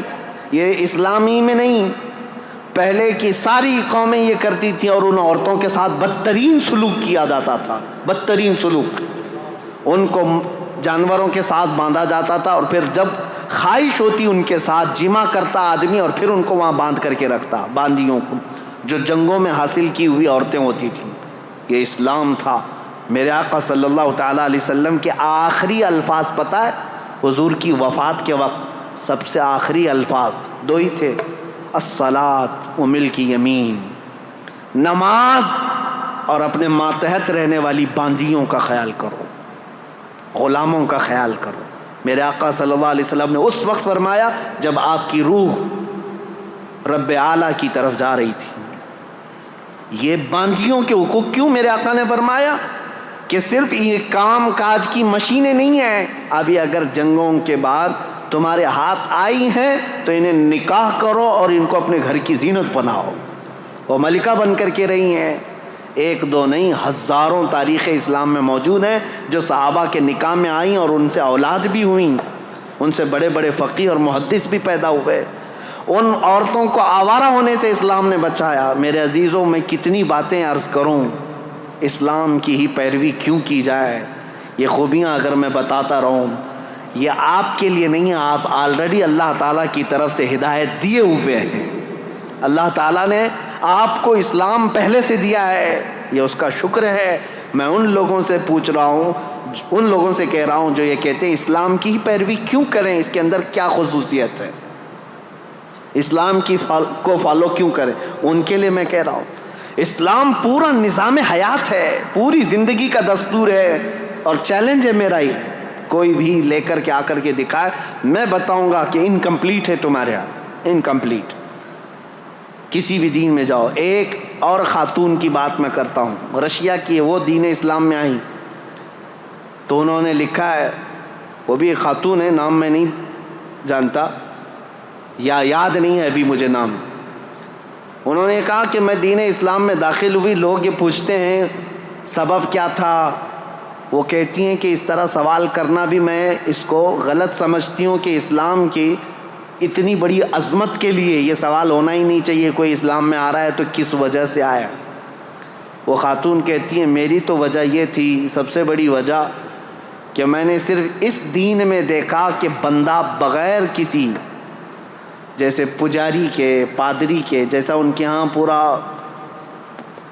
تسلط قائم ہے، حکومت قائم ہے کہ ان کے علاوہ کچھ ہو نہیں سکتا، بابائیت، پاپائیت جس کو کہتے تھے، وہ کہتی ہے صرف دین اسلام ایسا ہے جس میں بندہ تنہا بھی اگر چاہے تو اللہ سے قریب ہو جاتا ہے. اور خدا فرماتا ہے اے محبوب میرے بندے میرے بارے میں آپ سے سوال کرتے ہیں، اے رسول میرے بندے آپ سے میرے بارے میں سوال کرتے ہیں کہ ہمارا رب کہاں ہے. اے میرے محبوب ان کو جواب دیں کہ ہم ان کے شہرک سے زیادہ قریب ہیں. اللہ فرماتا ہے قرآن پاک میں بہت قریب ہوں تم سے. وہ خاتون کہتی ہے مجھے یہ فلسفہ اتنا اچھا لگا کہ بندہ یہاں پر آزاد ہے، جو جس طرح دوڑنا چاہے اپنے رب کے حضور ہو جا سکتا ہے. عیسائیت میں نہیں ہے. بہت ساری جگہوں پر ایسا ہے کہ پوجا بھی تم خود سے نہیں کر سکتے جب تک پجاری نہ آ جائے، پنڈت نہ آ جائے. ان کے بغیر اگر کیا تو پاپ کیا تم نے. اور عیسائیوں کے یہاں ایسا ہے کہ پاپ جو پادری ہے پاپ ہے، ان کے بھی لیول ہیں الگ الگ. وہ تمہیں عبادت کروائیں گے اور خدا کے قریب پہنچائیں گے. بلکہ پکا عیسائی بننے کے لیے بھی ایک طریقہ ہوتا ہے. ایک حوض ہوتا ہے پیلے رنگ کا، اس میں پانی ڈالا جاتا ہے اور بچے کو ڈبا کر کے اٹھایا جاتا ہے اور پھر کہا جاتا ہے آپ پکا ہو گیا کرسچن. پانی میں ڈبا کر کے اٹھا دیا گیا تو ہو گیا پکا ہو گیا. افریقہ میں ہیں کالے لوگ گرم سلاخیں لیتے ہیں، آگ میں تپاتے ہیں اور چہرے پر یہاں چار نشان لگاتے ہیں اور کہتے ہیں اب ہمارے دین میں پکا ہو گیا. اور قرآن کہتا ہے صبغۃ اللہ ومن احسن من اللہ صبغہ، اللہ کا رنگ سب سے بہترین رنگ ہے، اس سے بہترین کوئی رنگ نہیں. پیلا پانی لال پانی ڈوب کر کے اٹھتے رہو. میرے عزیزو یہ دین میں نہیں ہے. دین اسلام صرف عقیدے سے مضبوط ہوتا ہے. یہاں پر وہ نہیں رکھا گیا ہے کسی کی وہ کیا کہتے ہیں حاکمانہ تسلط. ابھی 2 دن پہلے کی بات ہے، ایک انجینئر صاحب سے ہماری ملاقات ہوئی. وہ گھر کے پلان دیتے ہیں. انہوں نے ہم سے کہا ایک پلان دیکھا، کہا حضرت یہ پورا واستو پرکار ہے، بالکل واستو پرکار ہے. ممبئی والوں کو واستو کا زیادہ لین دین نہیں ہے کیونکہ آپ کے ہاں تو جگہ کی بڑی قلت ہے. بہت چھوٹی جگہ میں بھی آپ کو جہاں سے ملا دروازہ کھول لیا. لیکن ہمارے علاقے میں آپ جائیں بڑے چونچلے ہیں ان کے گھر بنانے کے. جگہ بڑی رہتی ہے، 30 بائی 40 کی جگہ ہے، 40 بائی 60 کی جگہ ہے. تو گھر بنانا ہے تو لے کے گھومتے رہتے ہیں. کچن کا دروازہ کہاں ہونا چاہیے، بیڈ روم کا کہاں ہونا چاہیے، ٹوائلٹ کہاں ہونا چاہیے. اور کبھی کبھار بنا لیتے ہیں اور کوئی واستو والا جو آتا ہے وہ توڑوا دیتا ہے. یہاں پر بھی جن کے پاس زیادہ پیسے ہوں گے بلڈنگوں میں وہ کرتے ہوں گے. واستو پرکار یہ صحیح نہیں ہے، اس کا ایسا نہیں ہونا چاہیے ویسا نہیں ہونا چاہیے. میں نے ان سے کہا کہ یہ واستو کا جو عقیدہ ہے، کہا گیا کہ ہاں اس طرح سے بنانے سے برکت زیادہ آئے گی. ٹھیک ہے، اسی انت وشواس میں لوگوں کو دھندا چل رہا ہے. میں ایک پوچھا ان سے سوال جو آپ کے پاس رکھنا چاہتا ہوں، کیسا بڑا گورکھ دھندا ہے. کہا بھائی ایک کتاب کیوں نہیں لکھ دیتے واستو کی. ہر جگہ جو نا یہ واستو کا جو ایکسپرٹ ہوتا ہے پنڈت ہوتا ہے اس کو بلانا ہی پڑتا ہے.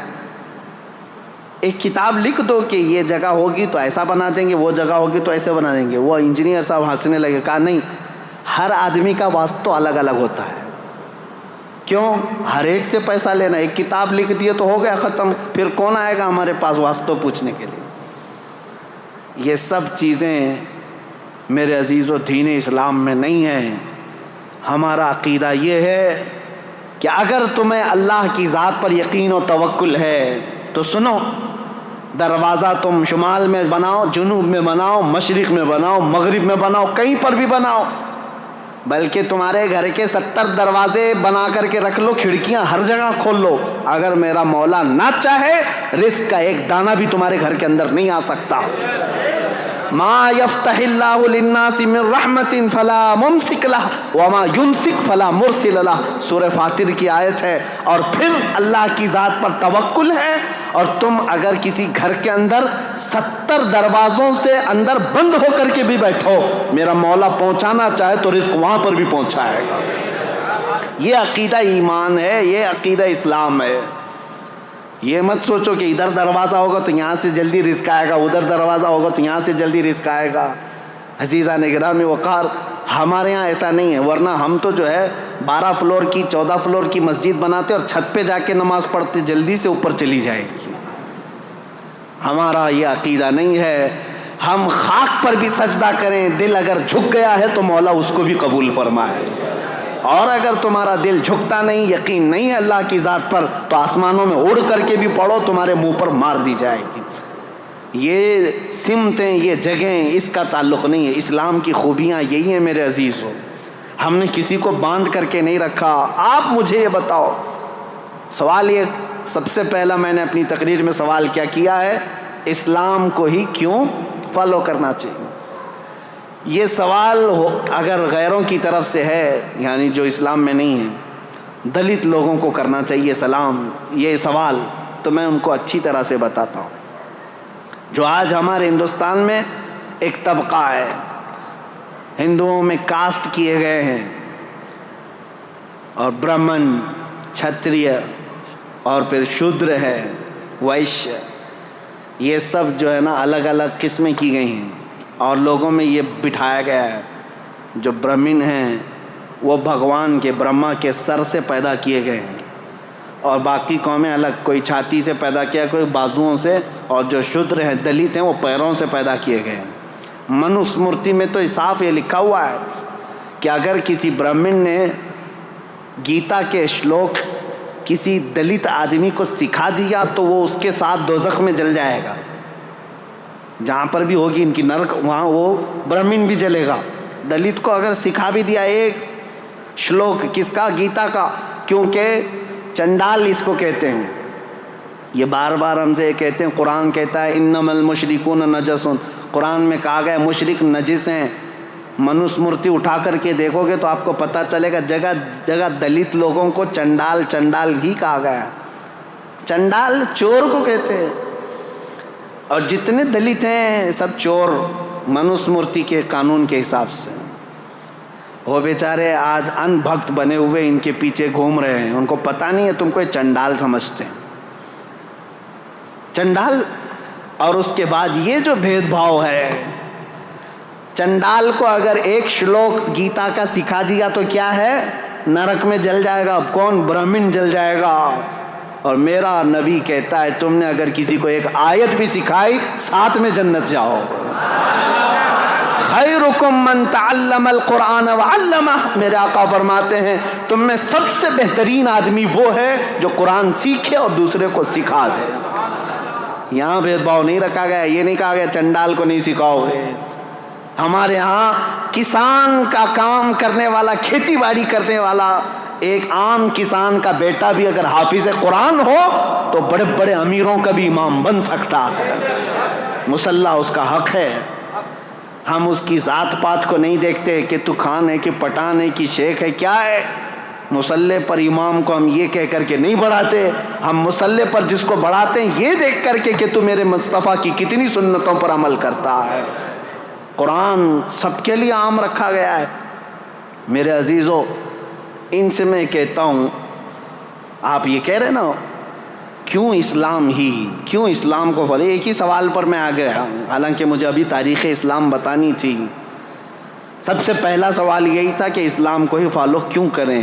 صاف سی بات ہے، آپ یہ بھید بھاؤ کو ختم کرنے والی چیزیں لے کر، ہاں کچھ لوگ کہتے ہیں آپ کے یہاں بھی ہیں برادریاں ہیں، میں کہتا ہوں ہزار ہمارے یہاں شرابی ہوں، جوے باز ہوں، چور ہوں، برادریوں میں فرق کرنے والے لوگ ہوں، میں ان کو یہ نہیں کہتا کہ وہ اسلامی قانون پر عمل کر رہے ہیں، یہ ان کا اپنا بنایا ہوا طریقہ ہے، بدعتیں ہیں، ورنہ میرے آقا صلی اللہ تعالیٰ علیہ وسلم کا جو دین ہے وہ ان سب چیزوں سے پاک ہے۔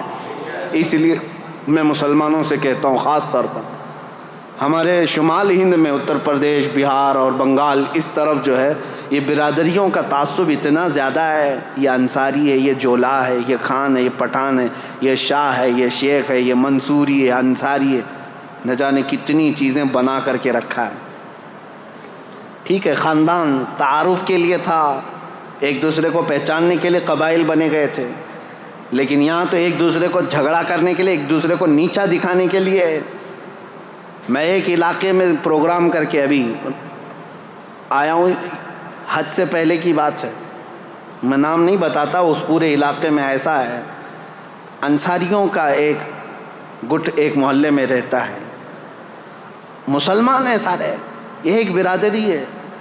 اور پھر ابھی قریب کی بات ہے کہ کوئی الیکشن کے لیے کھڑا ہو گیا، پٹھان تھا، خان تھا، سارے انصاریوں نے مل کر کے ہرایا، کہا ہندو جیتے گا چلے گا لیکن پٹھان نہیں. نعوذ باللہ من ذالک. میں نے پوچھا کہ وہ جو خان صاحب کھڑے تھے، مجھے اس سے لینا دینا نہیں ہے کہ کون جیتتا ہے کون ہارتا ہے، لیکن میں کہہ رہا ہوں یہ تعصب کیوں آیا؟ میں نے کہا کیا وہ بدعقیدہ تھے؟ کہا نہیں، بدعقیدہ تو ہمارے محلے میں ہے ہی نہیں، وہ بھی مسلک اعلیٰ حضرت والا، ہم بھی مسلک اعلیٰ حضرت. میں نے کہا یہ تعصب کہاں سے آیا؟ کہا نہیں، اگر وہ آتے تو ہم کو مارتے، تم لوگ کم ذات والے لوگ ہو. نعوذ باللہ من ذالک. یہ تمام چیزیں ان لوگوں سے تمہارے درمیان آئی ہیں جن کے ساتھ آج اٹھک بیٹھک ہو رہی ہے. شودر لوگوں کے ساتھ جو سلوک برہمن کرتے ہیں، یہ سب چیزیں اسلام میں بالکل نہیں ہیں. اسلام ان چیزوں سے پاک ہے. آپ کو پتہ ہے ایک بار حضرت ابو ذر غفاری رضی اللہ تعالیٰ عنہ نے حضرت بلال کو صرف یہ کہا تھا، کالی ماں کے بیٹے. میرے آقا صلی اللہ علیہ وسلم اتنے ناراض ہوئے تھے، پوچھا تھا افیک الجاہلیہ، اے ابو ذر ابھی تمہارے اندر جاہلیت ہے، ابھی جہالت کے زمانے میں پل رہے ہو. حضرت ابو ذر آئے، حضرت بلال کو یہ نہیں کہا کہ غلطی ہو گئی معاف کر دو، کہا ہاتھ پکڑ کر کے لائے، مسجد میں لیٹ گئے، کہا اے بلال تم اپنا یہ کالا پیر میرے چہرے پر رکھ کر رگڑ دو تاکہ مجھے میری غلطی کا احساس ہو جائے. میں نے کیسے کہہ دیا تم کو کالی عورت کے بیٹے، مجھ سے خطا ہوئی، اب تم یہ اپنا پیر میرے چہرے پر رکھو، میں اس لائق ہوں. وہ اس بات کو بھی پسند کر رہے تھے کہ بلال اگرچہ کالے ہوں لیکن اپنا پیر میرے چہرے پر رکھ دیں. حضرت بلال نے ان کو اٹھا لیا، سینے سے لگا لیا، کہا میرے اور تمہارے درمیان جو کامن چیز ہے وہ یہ ہے، تم بھی اسی رسول کے غلام ہو جس کا غلام میں ہوں. یہ چیز ہمیں دین اسلام میں جوڑے رکھتی ہے. عزیزان گرامی اوقات، تم سوال یہ کر رہے ہو اسلام کو ہی کیوں فالو کیا جائے؟ یہ اسلام کی خصوصیت ہے کہ فلسطین کا بچہ روتا ہے تو ہمارے درمیان ہمارے دل کے اندر بھی درد اٹھتا ہے. اسلام نے جوڑ کر کے رکھا ہے. یونیٹی ایسی ہے، اللہ کی قسم حج کر کے آؤ تو پتہ چلے گا، حج کر کے آؤ پتہ چلے گا وہاں اللہ کریم نے ایک لباس میں پوری دنیا کو کس طرح سے بلایا ہے. کسی بادشاہ کو تم پہچان نہیں سکتے. ابھی پچھلے سال کی بات میں 2022 میں افریقہ کا ایک ملک ہے، چھوٹا سا ملک ہے، وہاں کا پریسیڈنٹ آیا تھا اور ہر پریسیڈنٹ کو ایک پروٹوکول دیا جاتا ہے سعودی گورنمنٹ کی طرف سے. اس کو کچھ فوجی دیے جاتے ہیں، گاڑی اسپیشل ہوتی ہے، ان کے ٹینٹ الگ لگتے ہیں، لیکن اس نے ساری چیزوں کو قطعاً منع کیا تھا. کہا تھا کہ میں جس طرح میری کنٹری کے لوگ حج کے لیے جا رہے ہیں میں ویسی حج پہ جاؤں. اور اس کی ایک فوٹو وائرل بھی ہوئی تھی، مینا کے روڈ پر وہ بغیر بستر کے ہاتھ کا تکیہ بنا کر سو رہا تھا. اپنے ملک کا بادشاہ ہے. 1 سال پہلے کی بات دیکھا ہم نے اور پھر یہ احساس ہوا اللہ کریم نے اسلام میں یہ خصوصیت رکھی ہے. حضرت عمر فاروق رضی اللہ تعالیٰ عنہ بھی وہی کھاتے تھے، حضرت ابو بکر بھی وہی کھاتے تھے جو مدینے کے عام لوگ کھایا کرتے تھے. عزیزان گرامی اوقات، اسلام ہی کیوں، اس کی خصوصیات ہیں. میں لوگوں سے یہ کہوں گا مسلمانوں کے بعض عمل کو دیکھ کر کے تم یہ جج مت کرنا کہ اسلام میں کیسا ہے. تم کو چاہیے کہ اسلام کو پڑھو اور اس کے بعد اسلام میں آؤ. میں سب کو دعوت دے رہا ہوں، RSS والوں کو بھی دعوت ہے، کھلی دعوت ہے، آخری سانس تک یہ دعوت ہے، کیونکہ اچھائی کی دعوت تو دینا ہے نا. کسی کو ڈر لگتا ہے تو جائے، اچھائی کی دعوت ہے. میرے نبی پاک صلی اللہ تعالیٰ علیہ وسلم کا دین ہے. جب آپ ہمیں دعوت دیتے ہیں کسی چیز کی تو ہم بھی آپ کو دعوت دے سکتے ہیں، آؤ پڑھو. لوگوں کے عمل دیکھ کر کے جج مت کرنا کہ اسلام ایسا ہے ویسا ہے. لوگوں کے عمل سے نہیں، اسلام اپنی حقانیت سے چل رہا ہے. اب دوسرا اس پر جو اعتراض ہمیشہ ہوتا رہا ہے، آج بھی ہوتا ہے، اسلام تلوار کے زور سے پھیلا. ایک بھونڈا اعتراض ہے جنہوں نے سمجھا نہیں. میں ان سے کہتا ہوں تاریخ میں تم کو کسی نے پٹی پڑھا دیا اسلام تلوار سے پھیلا، تلوار سے پھیلا. آج پتہ ہے آپ کو سب سے زیادہ تیزی سے پھیلنے والا دین آج بھی دنیا میں اسلام ہے. آج واشنگٹن کی نیوز نکال کر کے دیکھ لیں آج کی آپ کہ وہاں پر مسلمان کتنی تعداد 10 سال کے اندر کتنے ہوئے. کہا کہ وہاں پر 260% بہت زیادہ ہو گئے ہیں 10 سال کے اندر مسلمان بڑے, اور کرسچن صرف 47%. سب سے زیادہ اسلام تیزی سے پھیل رہا ہے یو کے میں, یو ایس میں, رشیا میں, افریقہ میں, سب جگہ ہے. اسلام آج بھی اسی طرح سے تیزی سے پھیل. یہ جو بوکھلاہٹ ہے نا آپ جو دیکھ رہے ہیں, یہ جو کیڑے مکوڑے اچانک آ رہے ہیں, کیوں؟ ان کو ایسا لگ رہا ہے کہ یہ چند سالوں میں تو یہ سب پورے حاوی ہو جائیں گے. ان کے بچے بھی زیادہ ہیں, ان کے یہاں عورتوں کو بھی زیادہ کرنے کی اجازت ہے, 4 ہیں. وہ دیکھتے نہیں, وہ پاگل کتا کہتا تھا کہ 2029 میں تو ہندوستان کا پردھان منتری مسلمان ہو جائے گا. یہ ڈر ستا رہا ہے, خوف ستا رہا ہے, اتنے مسلمان ہو جائیں گے, اتنے مسلمان ہو جائیں گے. اب میں یہ باتیں اس لیے کر رہا ہوں کہ ان کو یہ پتہ ہے کہ مسلمان آج بھی بڑھ رہے ہیں. ٹھیک ہے, ان کا ہی کہنا ہے. مسلمانوں کی تعداد بہت زیادہ ہو گئی, ہندوستان کی بھی بات کر رہے ہیں, یو ایس میں بھی بات کر رہے ہیں, رشیا میں بھی, سب جگہ پر. اب میں آپ سے پوچھتا ہوں ان لوگوں سے جو کہتے ہیں اسلام تلوار کی زور سے پھیل رہا ہے, تو مجھے بتاؤ یو ایس میں کون تلوار لے کر کے گھوم رہا ہے اسلام پھیلانے کے لیے؟ رشیا میں کون تلوار لے کر کے پھیلا رہا ہے اسلام؟ یو کے میں کون پھیلا رہا ہے؟ ارے میاں آج تو بالکل الٹا مسئلہ ہے. تمہاری ساری میڈیا لگ گئی ہے ہمیں دہشت گرد ثابت کرنے پر, باوجود اس کے لوگ چوک در چوک اسلام میں داخل ہو رہے ہیں. ہالینڈ کا وہ شخص آپ کو پتا ہے جو چند سالوں پہلے کہتا ہے کہ میرے نزدیک سب سے برا دین دھرم اسلام تھا, سب سے برا دین, اور سب سے برے لوگ میرے نزدیک مسلمان تھے. آج وہ الحمدللہ مسلمان ہے, اور میرے آقا صلی اللہ تعالیٰ علیہ وسلم کی سیرت پر پوری کتاب لکھ رہا ہے. آپ کو پتہ ہے افریقہ کا ایک عیسائی اس سال حج پر آیا ہوا تھا, عیسائی پادری تھا, جس نے کہا تھا کہ میرے فالوور میں 1 ملین لوگ ہیں عیسائی. اس نے خود کہا آج میں غار ہیرا جو جبل نور پر ہے پہاڑی مکہ میں, اس کی مٹی چوم کر کے وہ رونے لگا, جو پیدائشی عیسائی ہے. میں بتاتا ہوں میرے عزیزو, اس کی بھی کلپ وائرل ہوئی تھی, آپ لوگوں نے دیکھا ہوگا. اس نے کہا کہ میں اس میں فخر محسوس کرتا ہوں, اسلام میں آیا اور سارے لوگوں کو اس دین میں لاؤں گا. مجھے یہ فرق نہیں پڑتا, میرا ٹاپک یہ نہیں ہے. میرا ٹاپک یہ ہے, میں پوچھنا چاہتا ہوں اس عیسائی پادری کی گردن پر کس نے تلوار رکھی؟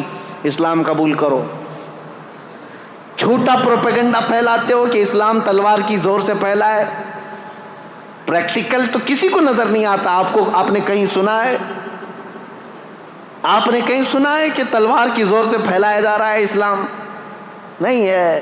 میرے عزیزو, آج تو مسلمانوں کو ٹرول کرنے کے لیے تم نے ہر ہتھ کنڈا اپنا لیا. آتنکوادی یہ ہیں, ریپسٹ یہ ہیں, چور یہ ہیں, بہت زیادہ آوارہ یہ ہیں, نشہ خور یہ ہیں, ساری چیزیں تو تم نے ڈال کر کے رکھی ان کے اوپر الزامات. لیکن جو دین اسلام میں آ رہا ہے میرے عزیزو, وہ ہمارے عمل کی وجہ سے نہیں آ رہا ہے, وہ دین اسلام کی حقانیت کی کشش ہے جو قیامت تک کھینچتی رہے گی لوگوں کو. لوگ اس میں آئیں گے. اذا جاء نصر اللہ والفتح ورأیت الناس يدخلون فی دین اللہ افواجا. میرا رب فرماتا ہے جب اللہ کی مدد آ جائے گی, اے محبوب آپ دیکھیں گے لوگ اسلام میں فوج در فوج داخل ہوں گے, فوج در فوج داخل ہوں گے. RSS کے گوا کے رہنے والے ایک بڑے دانشور آدمی ہیں, انہوں نے کچھ سوالات کیے ہیں مسلمانوں کے متعلق, مجھے جواب دینا تھا. 10 سوالات انہوں نے کیے تھے, لیکن ابھی وہ ہمارے ٹاپک سے ریلیٹڈ نہیں. صرف ایک ہی بات انہوں نے کہا کہ مسلمانوں میں یہ عقیدہ کیوں ہے کہ کافروں کا صفایا ہو جائے گا, اسلام غالب آ جائے گا, کافروں کا صفایا ہو جائے گا. جواب صرف اتنا ہے, سمجھنے میں آپ کی غلطی ہو گئی. کافروں کا صفایا ہو جائے گا انہوں نے کیا سمجھا؟ قتل کر کے مار ڈالیں گے سب کو. ہاں ہم بھی کہتے ہیں ہوگا صفایا, گردنوں کا صفایا نہیں, شرک اور کفر کی غلاظت کا صفایا ہوگا. حضور اکرم صلی اللہ تعالیٰ علیہ وسلم کی نسل پاک میں ایک امام آئے گا جس کو امام مہدی کہا جائے گا, اور اس امام مہدی کے فوج اور ان کی تبلیغ پر پھر سب کفار کا صفایا ہوگا۔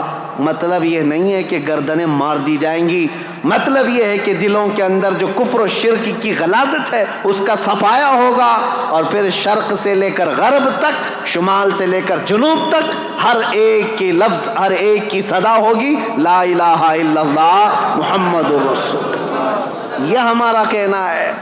ہم یہ کہتے ہیں آپ خامخواہ کیوں ڈرے ہوئے ہیں کہ قتل ہو جائے گا؟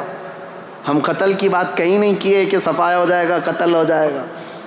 اور پھر یہ جو پروپیگنڈا پھیلایا جاتا ہے میرے عزیزوں، تلوار کی زور سے پھیلا، تلوار کی زور سے پھیلا۔ ذرا دامن میں جھانک کر کے دیکھو، تاریخ پڑھ کر کے دیکھو، ہندوستان میں 700 سال تک تھے مسلمان حکومت کرتے ہوئے۔ اگر روز تلوار لے کر کے بیٹھے ہوتے تو ایک کیڑا بھی نہیں بچتا، ابھی کوئی کیڑا بھی نہیں بچتا۔ سب کو زبردستی اگر داخل کیا گیا ہوتا تو سب 700 سال بہت ہیں، بہت ہیں میرے عزیزو۔ دین اسلام نے آزاد رکھا تمہیں۔ آج مندریں بھی باقی ہیں 1000 سال پرانی، 800 سال پرانی، 900 سال پرانی۔ ہندوستان میں وہ مندریں بھی موجود ہیں اور لوگ بھی موجود ہیں، دھرم بھی موجود ہے۔ ہم نے زور زبردستی کسی کو بلایا ہی نہیں۔ قرآن میں اللہ فرماتا ہے لا اکراہ فی الدین، دین میں کوئی زور زبردستی نہیں، لیکن قیامت کا دن آنا ہے، فیصلہ تو اس دن ہونا ہے۔ اب اسلام کی خصوصیات یہ پوچھ رہے تھے کہ کیوں اسلام کو فالو کریں، اور پھر یہ اعتراضات، اسلام تلوار کی زور سے پھیلا، یہ ساری چیزیں ایک پروپیگنڈا ہے میرے عزیزو، پروپیگنڈا ہے۔ اور حقیقت اگر میں آپ کو بتاؤں، نبی کریم صلی اللہ تعالیٰ علیہ وسلم جتنی جنگوں میں شرکت فرمائے وہ تقریباً 17 ہوتی، 17 غزوات جس میں حضور صلی اللہ تعالیٰ علیہ وسلم بنفس نفیس خود گئے، اور کل جنگوں میں جو لوگ مرے، فوت ہوئے، ان کی تعداد پتہ ہے 252، 250 لوگ مرے ہیں۔ کتنے؟ 250۔ اور آپ کو پتہ ہے فرسٹ ورلڈ وار جو ہوئی تھی، فرسٹ ورلڈ وار، اس میں کتنے لوگ مرے تھے پتہ ہے؟ 3 کروڑ لوگ مرے تھے۔ اور سیکنڈ ورلڈ وار جو 1940 پہ ختم ہوئی 1940 تک، اس میں 5 کروڑ لوگ، کروڑ کی بات کر رہا ہوں، 100 بھی نہیں، 1000 بھی نہیں، لاکھ بھی نہیں، کوئی گنتی ہے انسانوں کی؟ یہ آج ہمیں تمیز دینے آئے ہیں اسلام تلوار کی زور سے پھیلا۔ یہ 5 کروڑ، یہ 3 کروڑ لوگوں کو جو موت کے گھاٹ اتارا گیا ہے، کس بنیاد پر؟ مجھے بتاؤ کس بنیاد پر؟ صرف حکومت، تخت اور سکتہ حاصل کرنے کے لیے ہزاروں نہیں کروڑوں انسانوں کو موت کی گھاٹ اتار دیا۔ دور مت جاؤ، آج رپورٹ نکال کر کے دیکھ لینا، ہماری نہیں، آزاد رپورٹ، عراق میں پچھلے 20 سال سے کتنے لوگوں کو امریکہ نے مارا ہے۔ آج ملک شام میں 2011 سے لے کر 2023 تک کا آپ رپورٹ نکال کر کے بتاؤ کتنے لوگ وہاں مارے گئے۔ فلسطین میں پچھلے 60 سال سے کتنے لوگ مارے گئے۔ ہوتا یہ ہے کہ چور خوب چوری کر چکا ہے، لیکن یہ کہتا ہے دوسرا چور ہے، دوسرا چور ہے۔ ان کی چوریاں اتنی ہیں کہ اپنی چوری کو چھپانے کے لیے، جیسے ہمارے ملک کے صاحب کرتے ہیں، سب کو بولتے رہو تاکہ کوئی ہم کو نہ بولے۔ یہ پروپیگنڈا اس طرح اتنی تیزی سے پھیلایا گیا ہے، اتنا پھیلایا گیا ہے کہ اسلام تلوار کی زور سے پھیلا، تلوار کی زور سے پھیلا۔ اور مثال میں کیا لے کر کے آئیں گے؟ ان کے ہی پالے ہوئے کوئی ISIS کے ٹٹو لوگوں کو جو دہشت گردی کے ساتھ کسی کا گلا کاٹ رہے ہوں گے، کسی کو مار رہے ہوں گے، ان کی ویڈیو بنائیں گے اور پوری دنیا میں دہشت پھیلائیں گے، اور ایک ویڈیو سے تم 5 کروڑ لوگوں کی موت چھپا رہے ہو۔ آج پتہ ہے یہ سارا نظام، اگر میں تاریخ کے حساب سے بیٹھوں کتنی موتیں ہوئی ہیں، تمہاری آنکھیں پھٹی رہ جائیں گی۔ عراق کی موتیں، ملک شام کی موتیں، ابھی یمن میں، افغانستان میں 20 سال یہ درندوں کی طرح ناچتے رہے پورے نیٹو کی فوجیں، تقریباً 45 کنٹریز کی فوجیں 20 سال تک افغانستان میں کیا کر رہی تھیں؟ مارا ہے انہوں نے، ہزاروں کی تعداد میں عام شہریوں کو مارا ہے۔ اتنی موتیں ہو جانے کے بعد اب سوال کرنے کا حق بھی نہیں بنتا تم کو کہ تم اسلام پر انگلی اٹھاؤ گے، جہاں میرے آقا صلی اللہ تعالیٰ علیہ وسلم کی زندگی پاک میں 17 جنگوں میں کل کتنے لوگ مارے گئے تھے؟ ایک طرف 250 کو رکھو، ایک طرف 8 کروڑ لوگوں کو، کوئی کمپیریزن ہے؟ کوئی تقابل ہے؟ میرے عزیزو، تاریخ کی سچائیاں آپ کے سامنے میں رکھنا چاہتا ہوں. اسلام پر اعتراضات کرنے والے کبھی ان چیزوں کو لے کر کے آتے ہیں، کبھی ان چیزوں کو لے کر کے آتے ہیں. بہت سارے اعتراضات ہیں. ابھی قربانی کا وہ گزرا، سعودیوں کے بھی اب نخرے زیادہ ہو گئے، وہ قربانی سے ابھی بچنے کی کوشش کر رہے ہیں. ابھی وہ نیوٹرل بننے کے لیے، ابھی دیکھا انہوں نے اپنا ایک نمائندہ یا ہندوستان بھیجا جو مندروں کی زیارت کرنے آیا ہے. یہ وہی ظالم لوگ ہیں جو ہمیں اولیاء اکرام کے مزارات پر جانے پر شرک کے فتوے لگاتے تھے. آج ان کا سب سے بڑا امام آیا ہوا ہے ہندوستان میں، جو دلی کے اور پتہ نہیں کہاں کہاں کے مندروں کی زیارت کرنے آیا ہے، اور بڑے شوق سے زیارت کر رہے ہیں اور تاریخ سمجھ کر کے. اور وہاں میرے آقا صلی اللہ تعالیٰ علیہ وسلم کے آثار کو مٹا کر کے رکھا ہے شرک اور بدعت کے نام پر. خیر وہ بات الگ ہے. یہ نیوٹرل بننے کے لیے، لوگوں کی واہواہی لینے کے لیے اب قربانی کے مسئلے پر بھی آ گئے ہیں. اس سال حج کے دوران ہم نے دیکھا ہے قربانیوں کا کیا کیا سلسلہ ہوتا ہے. بہرحال میں یہ کہہ رہا ہوں، یہ جگہ جگہ سے یہ بات اٹھاتے ہیں.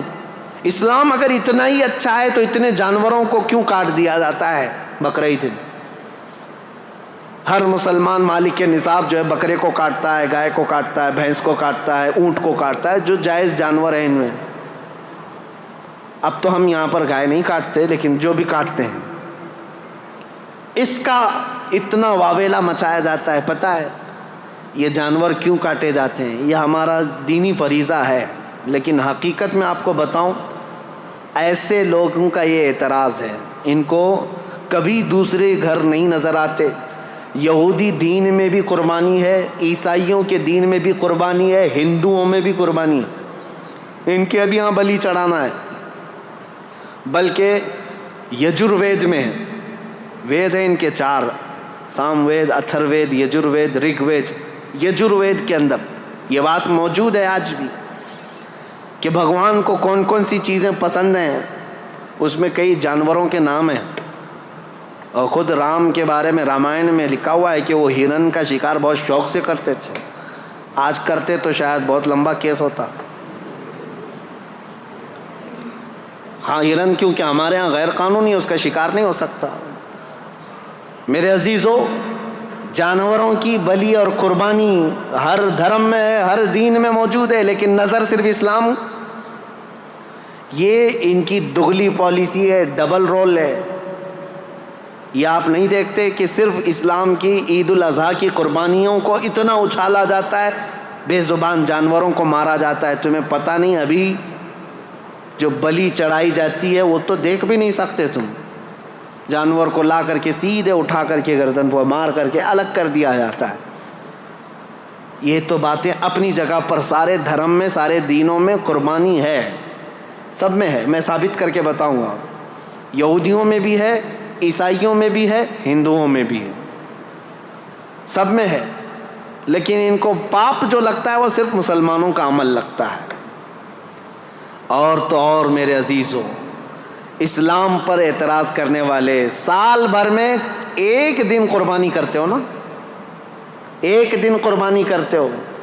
ان سے میں پوچھتا ہوں ذرا ڈیٹا نکال کر کے بتاؤ، میک ڈونلڈ والا کتنے کاٹتا ہے، KFC والے کتنے کاٹتے ہیں؟ یہ شدھ شاکاہاری لوگوں سے پوچھ رہا ہوں. تم نے اپنے ملک میں ان کو پرمیشن دے کر کے رکھا ہے. یہ ملٹی نیشنل کمپنیاں ہیں، تمہیں پتہ ہے پر ڈے کئی لاکھ گائے میک ڈونلڈ والا کاٹتا ہے. یہ اور بات ہے کہ انڈیا میں بیف کا ان کا نہیں ہے، دوسرے کنٹریز میں میک ڈونلڈ والوں کا بیف کا بھی موجود ہے، ان کے مینو میں ہے. سب جگہ بیچتے ہیں، کچھ جگہ تو خنزیر بھی بیچتے ہیں. جہاں جیسا دیس ویسا بیس ہے. لیکن کبھی آج تک ان میں سے کوئی بھی کیڑا اٹھا اور کہا کہ یہ تو نان ویج والا ہے، اس کو یہاں پرمیشن نہیں دینا چاہیے؟ نہیں، سب جگہ تم شوق سے ان کو چلاتے ہو. وہی اگر کسی مسلمان کی دکان بھی ہو جائے تو تعصب اتنا بڑھ گیا ہے، زہر اتنا بڑھ گیا ہے، کہہ رہے یہ مانساہاری ہے، یہ تو نان ویج ہے، اس کو ہٹاؤ یہاں سے، پاپ لگ جائے گا. میرے عزیزو، یہ ڈبل پالیسی کا اور یہ جو دو چہرے والا مسئلہ ہے یہ میں آپ کے سامنے رکھنا چاہتا ہوں. آج میری تقریر جو ہو رہی ہے وہ پوری ریکارڈ ہے، اور مجھے پتہ ہے ہمارا مجمع جو سن رہا ہے، میں نے شروع میں ہی کہا میں آپ کے لیے نہیں ہے. آپ الحمدللہ اس عقیدے سے وابستہ ہیں کہ میرے نبی کریم صلی اللہ تعالیٰ علیہ وسلم کا فرمان عالی شان ہمارے لیے زندگی کا آخری حرف ہے، اس کے بعد ہم سوچ بھی نہیں سکتے. ہمارا عقیدہ مضبوط ہے الحمدللہ. ہم دین اسلام کو حق سمجھ کر کے چل رہے ہیں، اس کے ہر مسئلے کو حق سمجھتے ہیں. میں ان لوگوں کو آج مخاطب کر رہا ہوں جن کے دلوں میں شکوک و شبہات ہے. اسے بہت سارے 40 سوالات کے اعتراضات میں لے کر کے آ جایا تھا، بہت لمبا ٹائم گیا. 40 طرح کے ان کے سوالات ہیں جو ایتھیسٹ لوگ بھی کرتے ہیں اسلام کے بارے میں. انشاءاللہ بیچ بیچ میں جب موقع ملے میں آپ کو بتاتا رہوں گا اسلام میں قربانی کیوں ہے، اسلام میں زیادہ بیویاں کیوں ہیں. اور یہ سب سوالات ایسے ہیں جو ان کے جیب میں خود موجود ہیں، خود کرتے ہیں. سوال اسلام کے ساتھ ہے. یہ آج اتنا پروپیگنڈا پھیلا ہے. نبی کریم صلی اللہ تعالیٰ علیہ وسلم نے ماں عائشہ صدیقہ سے نکاح بہت چھوٹی عمر میں کیا، جب ان کی عمر 9 سال کی تھی. عربوں میں رواج تھا، اور اس کو کوئی اگر عیب سمجھتا تو سب سے پہلے مکہ کے وہ کافر جو حضور کو عیب لگانے کی کوشش کرتے ہیں ان میں سے کوئی انگلی اٹھاتا اور کہتا یہ کیا کر دیا آپ نے، اور بہت واویلا مچاتے. لیکن عربوں میں سے ایک نے بھی نہیں کہا حضرت عائشہ کی شادی پر، کیونکہ ان کو پتا تھا یہ نارمل چیز ہے، کامن چیز ہے. اور یہ کامن چیز ہے، اسی لیے تو یہاں مہا بھارت میں بھی موجود ہے، رامائن میں بھی موجود ہے، گیتا میں بھی ہے. بہت ساری شادیاں ایسی ہیں جن کا ذکر کروں تو کئی لوگوں کو تکلیف ہو جائے گی. ہاں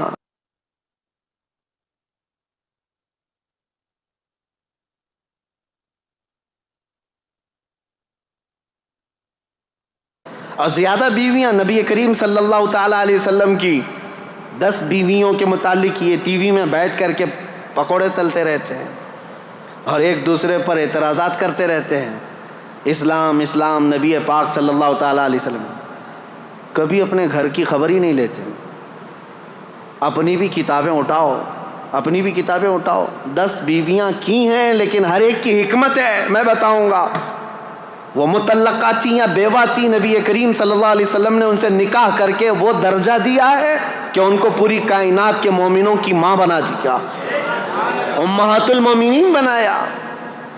لیکن کلپنا بھی نہیں کی جا سکتی، تصور بھی نہیں کیا جا سکتا. ایک بھگوان تو ایسے ہیں جن کے 16,400 بیویاں ہیں، اور وہ ایک رات میں سب کے پاس بھی جا کے آتے تھے. یہ مذاق کی بات نہیں کر رہا ہوں، کتاب میں جو موجود ہے اتنی بات کروں گا. کہ زیادہ اگر اس پر مذاق کروں تو غلط بات ہے. جب یہ چیزوں پر ہم نے کبھی آپ کے ساتھ کوئی چھیڑ چھاڑ نہیں کیا، 16,000 نہیں 32,000 رکھ لو، کیا فرق پڑتا ہے. لیکن تم ادھر انگلی نہ اٹھاؤ میرے نبی پاک کی طرف. ایک بات یاد رکھو.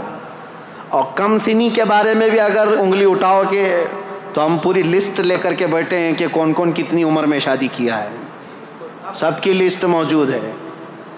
آپ کو میں بتاؤں بہت پرانا تو میں کہہ رہا ہوں کہ 1400 سال پہلے کی بات ہے. اس وقت کامن بات تھی 9 سال کی لڑکیاں. لیکن یہاں تو دیش آزاد ہونے کے بعد بھی، میں خالی آپ کے سامنے نام دے دیتا ہوں، چیک کر لینا، آپ کی ذمہ داری.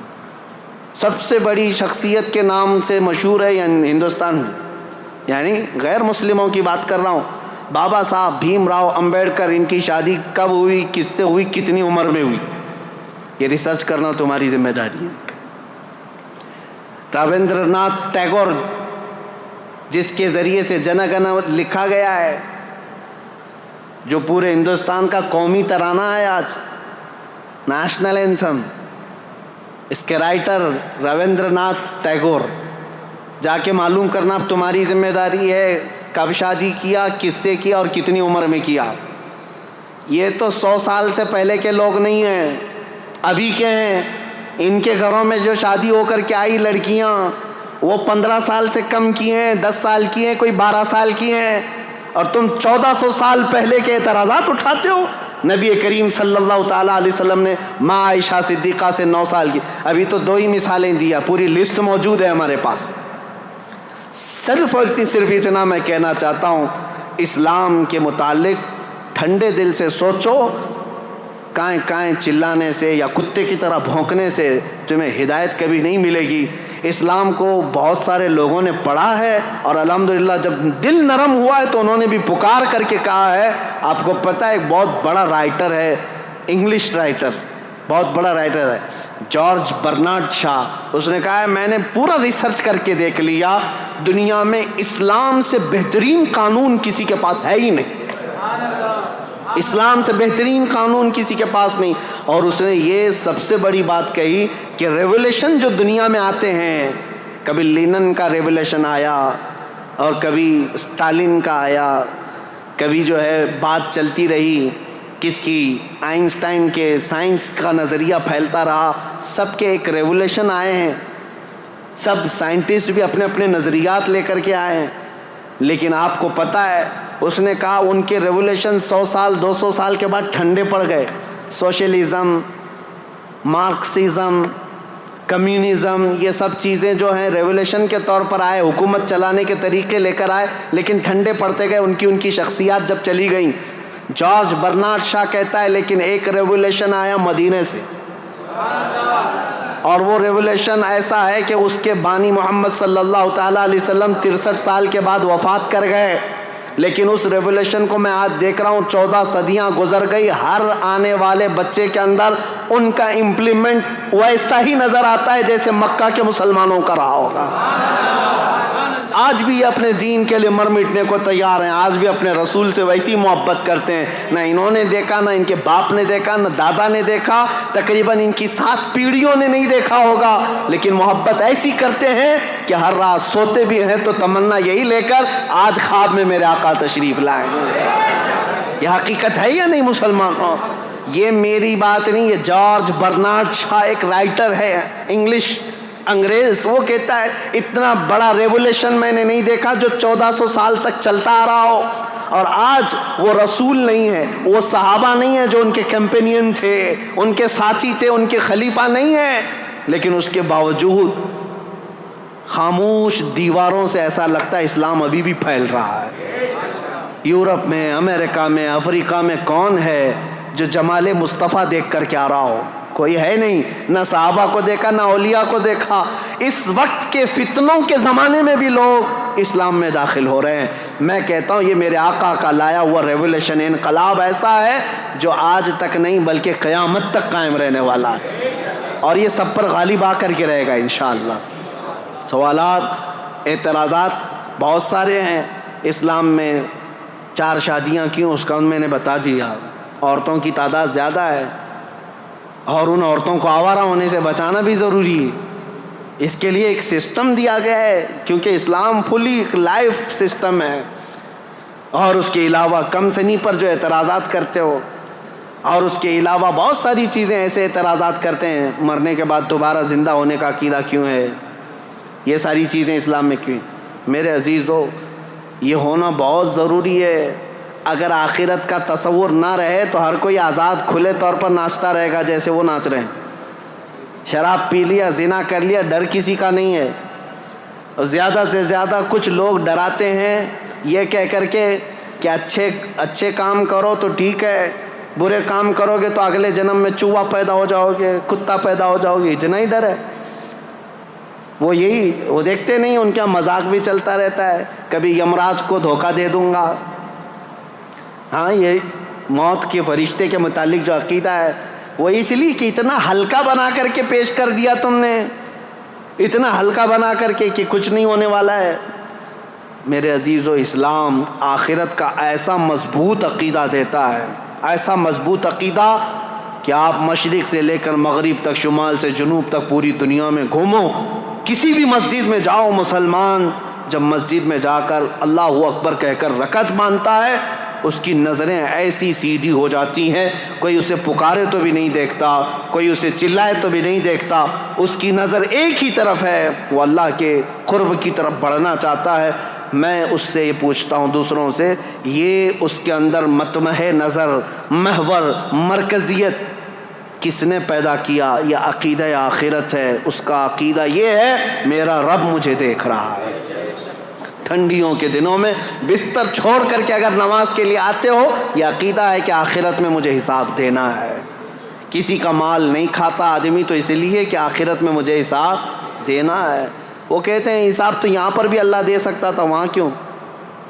ایک سوال یہ بھی ہے، اللہ اگر چاہے تو یہیں پر حساب لے لیتا، برے لوگوں کو یہاں مار دیتا اور اچھے لوگوں کو یہاں اچھائی دے دیتا۔ نہیں میرے عزیزو، یہ انسان کی جان ایسی ہے، کچھ بندے ایسے ہیں جو اتنے گناہ کر چکے ہیں، ان کو موت بھی دے دو تو سزا پوری نہیں ہوتی۔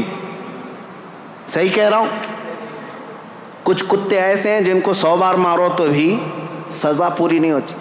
ان سے ہی پوچھو، ہٹلر نے جرمن کا تاناشاہ، جس کے بارے میں مشہور ہے کہ 50 لاکھ یہودیوں کو مار ڈالا، چیمبر میں ڈال کر کے مارا، اس کا ذکر کرنے بھی نہیں دیتے یہودی، ہولوکاسٹ کا پکڑ کے لے جائیں گے، کچھ بھی کریں گے۔ یہ ہماری تقریر بھی سنتے ہیں اور ہمیں پھر وہاں پر بیت المقدس جانے نہیں دیتے۔ بہرحال انشاءاللہ العزیز ایک دن آئے گا جب ہمارے اس قبلہ اول پر اسلام کا پرچم لہرائے گا انشاءاللہ۔ ہمارے خطبے بھی ہوں گے، ہماری نمازیں بھی ہوں گی انشاءاللہ۔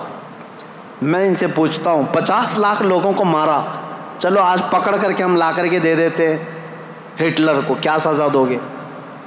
کیا سزا دو گے اس کو؟ 50 لاکھ لوگوں کو مار، تم خوب غصے میں جل کر کے کیا کرتے؟ اس کو بھی چیمبر میں ہی ڈال کے مارتے، ہاں اس کو بھی مار ڈالتے، مر جاتا تو ہو گیا۔ ایک یہودی کو مارنے کی سزا ہو گئی ہے، باقی اتنے جو 50 لاکھ کے قریب ہیں، ایک کو مارنے کی سزا تو ایک کو مار دیا تم نے۔ اس کو تو سزا ملنی چاہیے تھی 50 لاکھ لوگوں کے مارنے کی۔ اب میرے رب کا نظام آخرت میں موجود ہے، جہنم میں ڈالے گا رب تعالیٰ ظالموں کو۔ رب تعالیٰ قرآن میں فرماتا ہے کلما نضجت جلودہم بدلناہم جلودا غیرہا لیذوقوا العذاب۔ جب جب جہنم کی آگ سے چمڑی پک جائے گی، ہم اس کی چمڑی اتار دیں گے اور نئی چمڑی ڈالیں گے تاکہ وہ عذاب چکھ سکے۔ ہر بار اس کی چمڑی بدلی جائے گی۔ حضرت کعب احبار رضی اللہ تعالیٰ عنہ مفسر قرآن ہے، آپ سے پوچھا گیا یہ چمڑی بدلنے کا پروسیس جو جہنم میں ہوگا یہ کتنی بار بدلا جائے گا؟ انہوں نے فرمایا کہ 1 گھنٹے میں 70 بار بدلی جائے گی۔ 1 گھنٹے کے اندر 70 بار جسم کی چمڑی بدلی جائے گی تاکہ وہ ہر بار نیا عذاب چکھ سکے۔ جب جب جلے گا پھر بدلا جائے گا۔ کیوں؟ وہاں موت نہیں ہوگی، موت نہیں ہوگی۔ ایک بار موت کو بھی موت آ جائے گی، اس کے بعد ختم۔ اب نہ جہنمیوں کو موت نہ جنتیوں کو موت، اب سزا جھیلنا ہوگا۔ اس کے لیے آخرت میں حساب کتاب ہونا ہے، انصاف ہونا ہے۔ آخرت ضروری ہے۔ دنیا میں عدالت ہو سکتی، فیصلہ ہو سکتا، ایک بار مار دیتے ہو جاتی، باقی گناہوں کی سزا کیسے دیتے؟ باقی گناہوں کی سزا کیسے ملتی؟ ایک مرد ایسا آیا جو 10 لڑکیوں کا ریپ کیا ہو، اب زیادہ سے زیادہ ہم اس کو سزا کیا دیتے؟ موت کی سزا دیتے، مار دیتے۔ اس کی سزا تو ہو گئی، ایک لڑکی کے ساتھ زنا کرنے یا زنا بالجبر کی سزا ہو گئی، ایک کو مار دیا ہم، باقی 9 لڑکیوں کا انصاف کیا ہے؟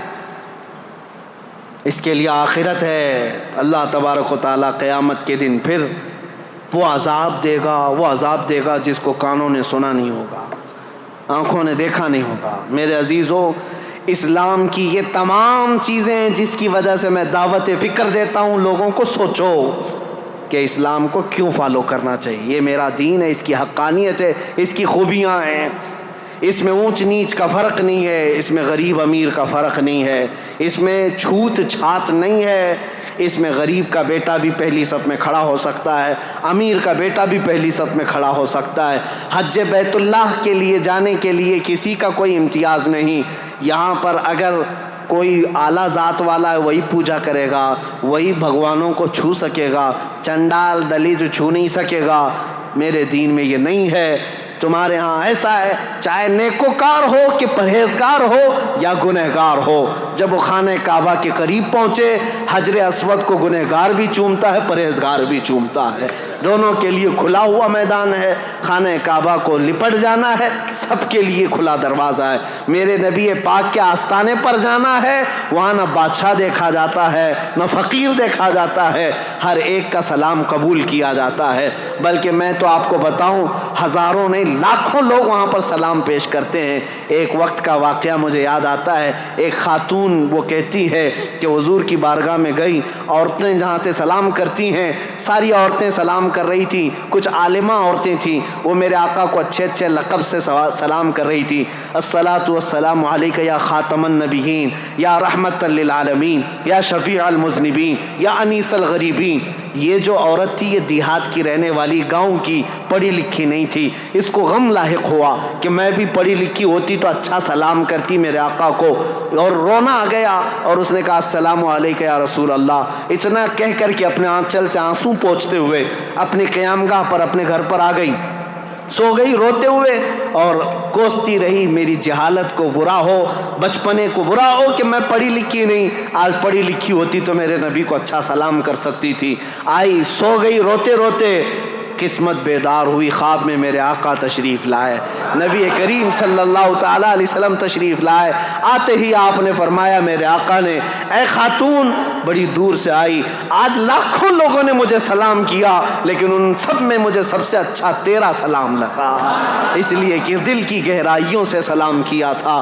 اس لیے میرے عزیزو، میرے مصطفیٰ کے دربار میں نہ اونچ نیچ دیکھا گیا ہے، نہ امیر غریب دیکھا گیا ہے، نہ فقیر بادشاہ دیکھا گیا ہے، نہ ذات پات دیکھی گئی ہے۔ جو جہاں سے آیا وہ میرے مصطفیٰ کریم کے سمندر میں جم گیا۔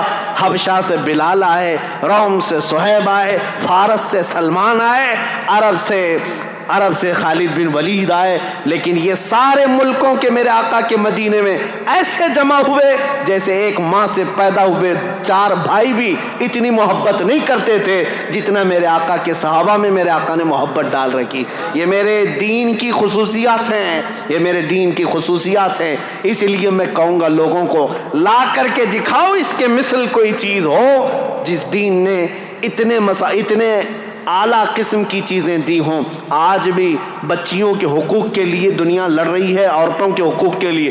یہ پروپیگنڈا ہے، یہ جھوٹی باتیں، یہ مکاری کی باتیں ہیں۔ یہ صرف اور صرف ہماری عورتوں کو جانور بنانا چاہتے ہیں اور کچھ نہیں۔ آزادی آزادی، ان کے ہاتھوں میں پلے کارڈ دے کر کے ان کو سڑکوں پر اتارتے ہیں اور کہتے ہیں آؤ تم بھی، چار دیواری ہماری زندگی نہیں۔ پاکستان میں کچھ عورتیں ایسی باہر آئیں، پلے بورڈ پر لکھا ہوا ہے، ہورڈنگز لے کر کے آئی ہیں، چار دیواری ہماری زندگی نہیں، میری مرضی میری زندگی۔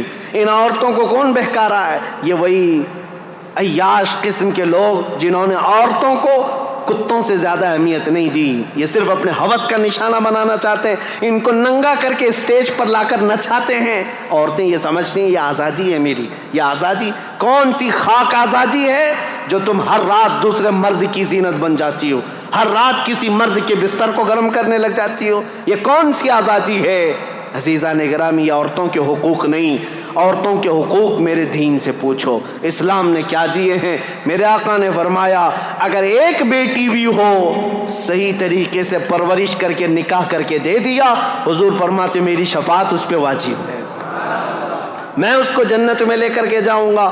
بیوی کو ایک لقمہ حلال کا کھلایا، میرے آقا نے فرمایا صدقے کا ثواب ہے۔ نبی کریم صلی اللہ تعالیٰ علیہ وسلم نے عورتوں کے حقوق یہاں تک بڑھا دیے، فرمایا الجنت تحت اقدام الامہات، اے لوگو تمہاری جنت تو تمہارے ماؤں کے قدموں کے نیچے ہے۔ عورت کو نہیں بڑھایا تو اور کس کو ہے؟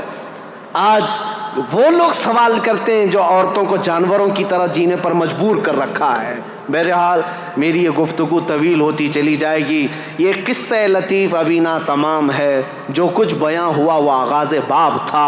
عزیزان گرامی وقار، میں اس بات پر اپنی گفتگو کو ختم کرتا ہوں، اسلام کی فطرت میں قدرت نے وہ لچک دی ہے، جتنا ہی دباؤ گے اتنا ہی وہ ابھرے گا۔ وآخر دعوانا الحمدللہ رب العالمین۔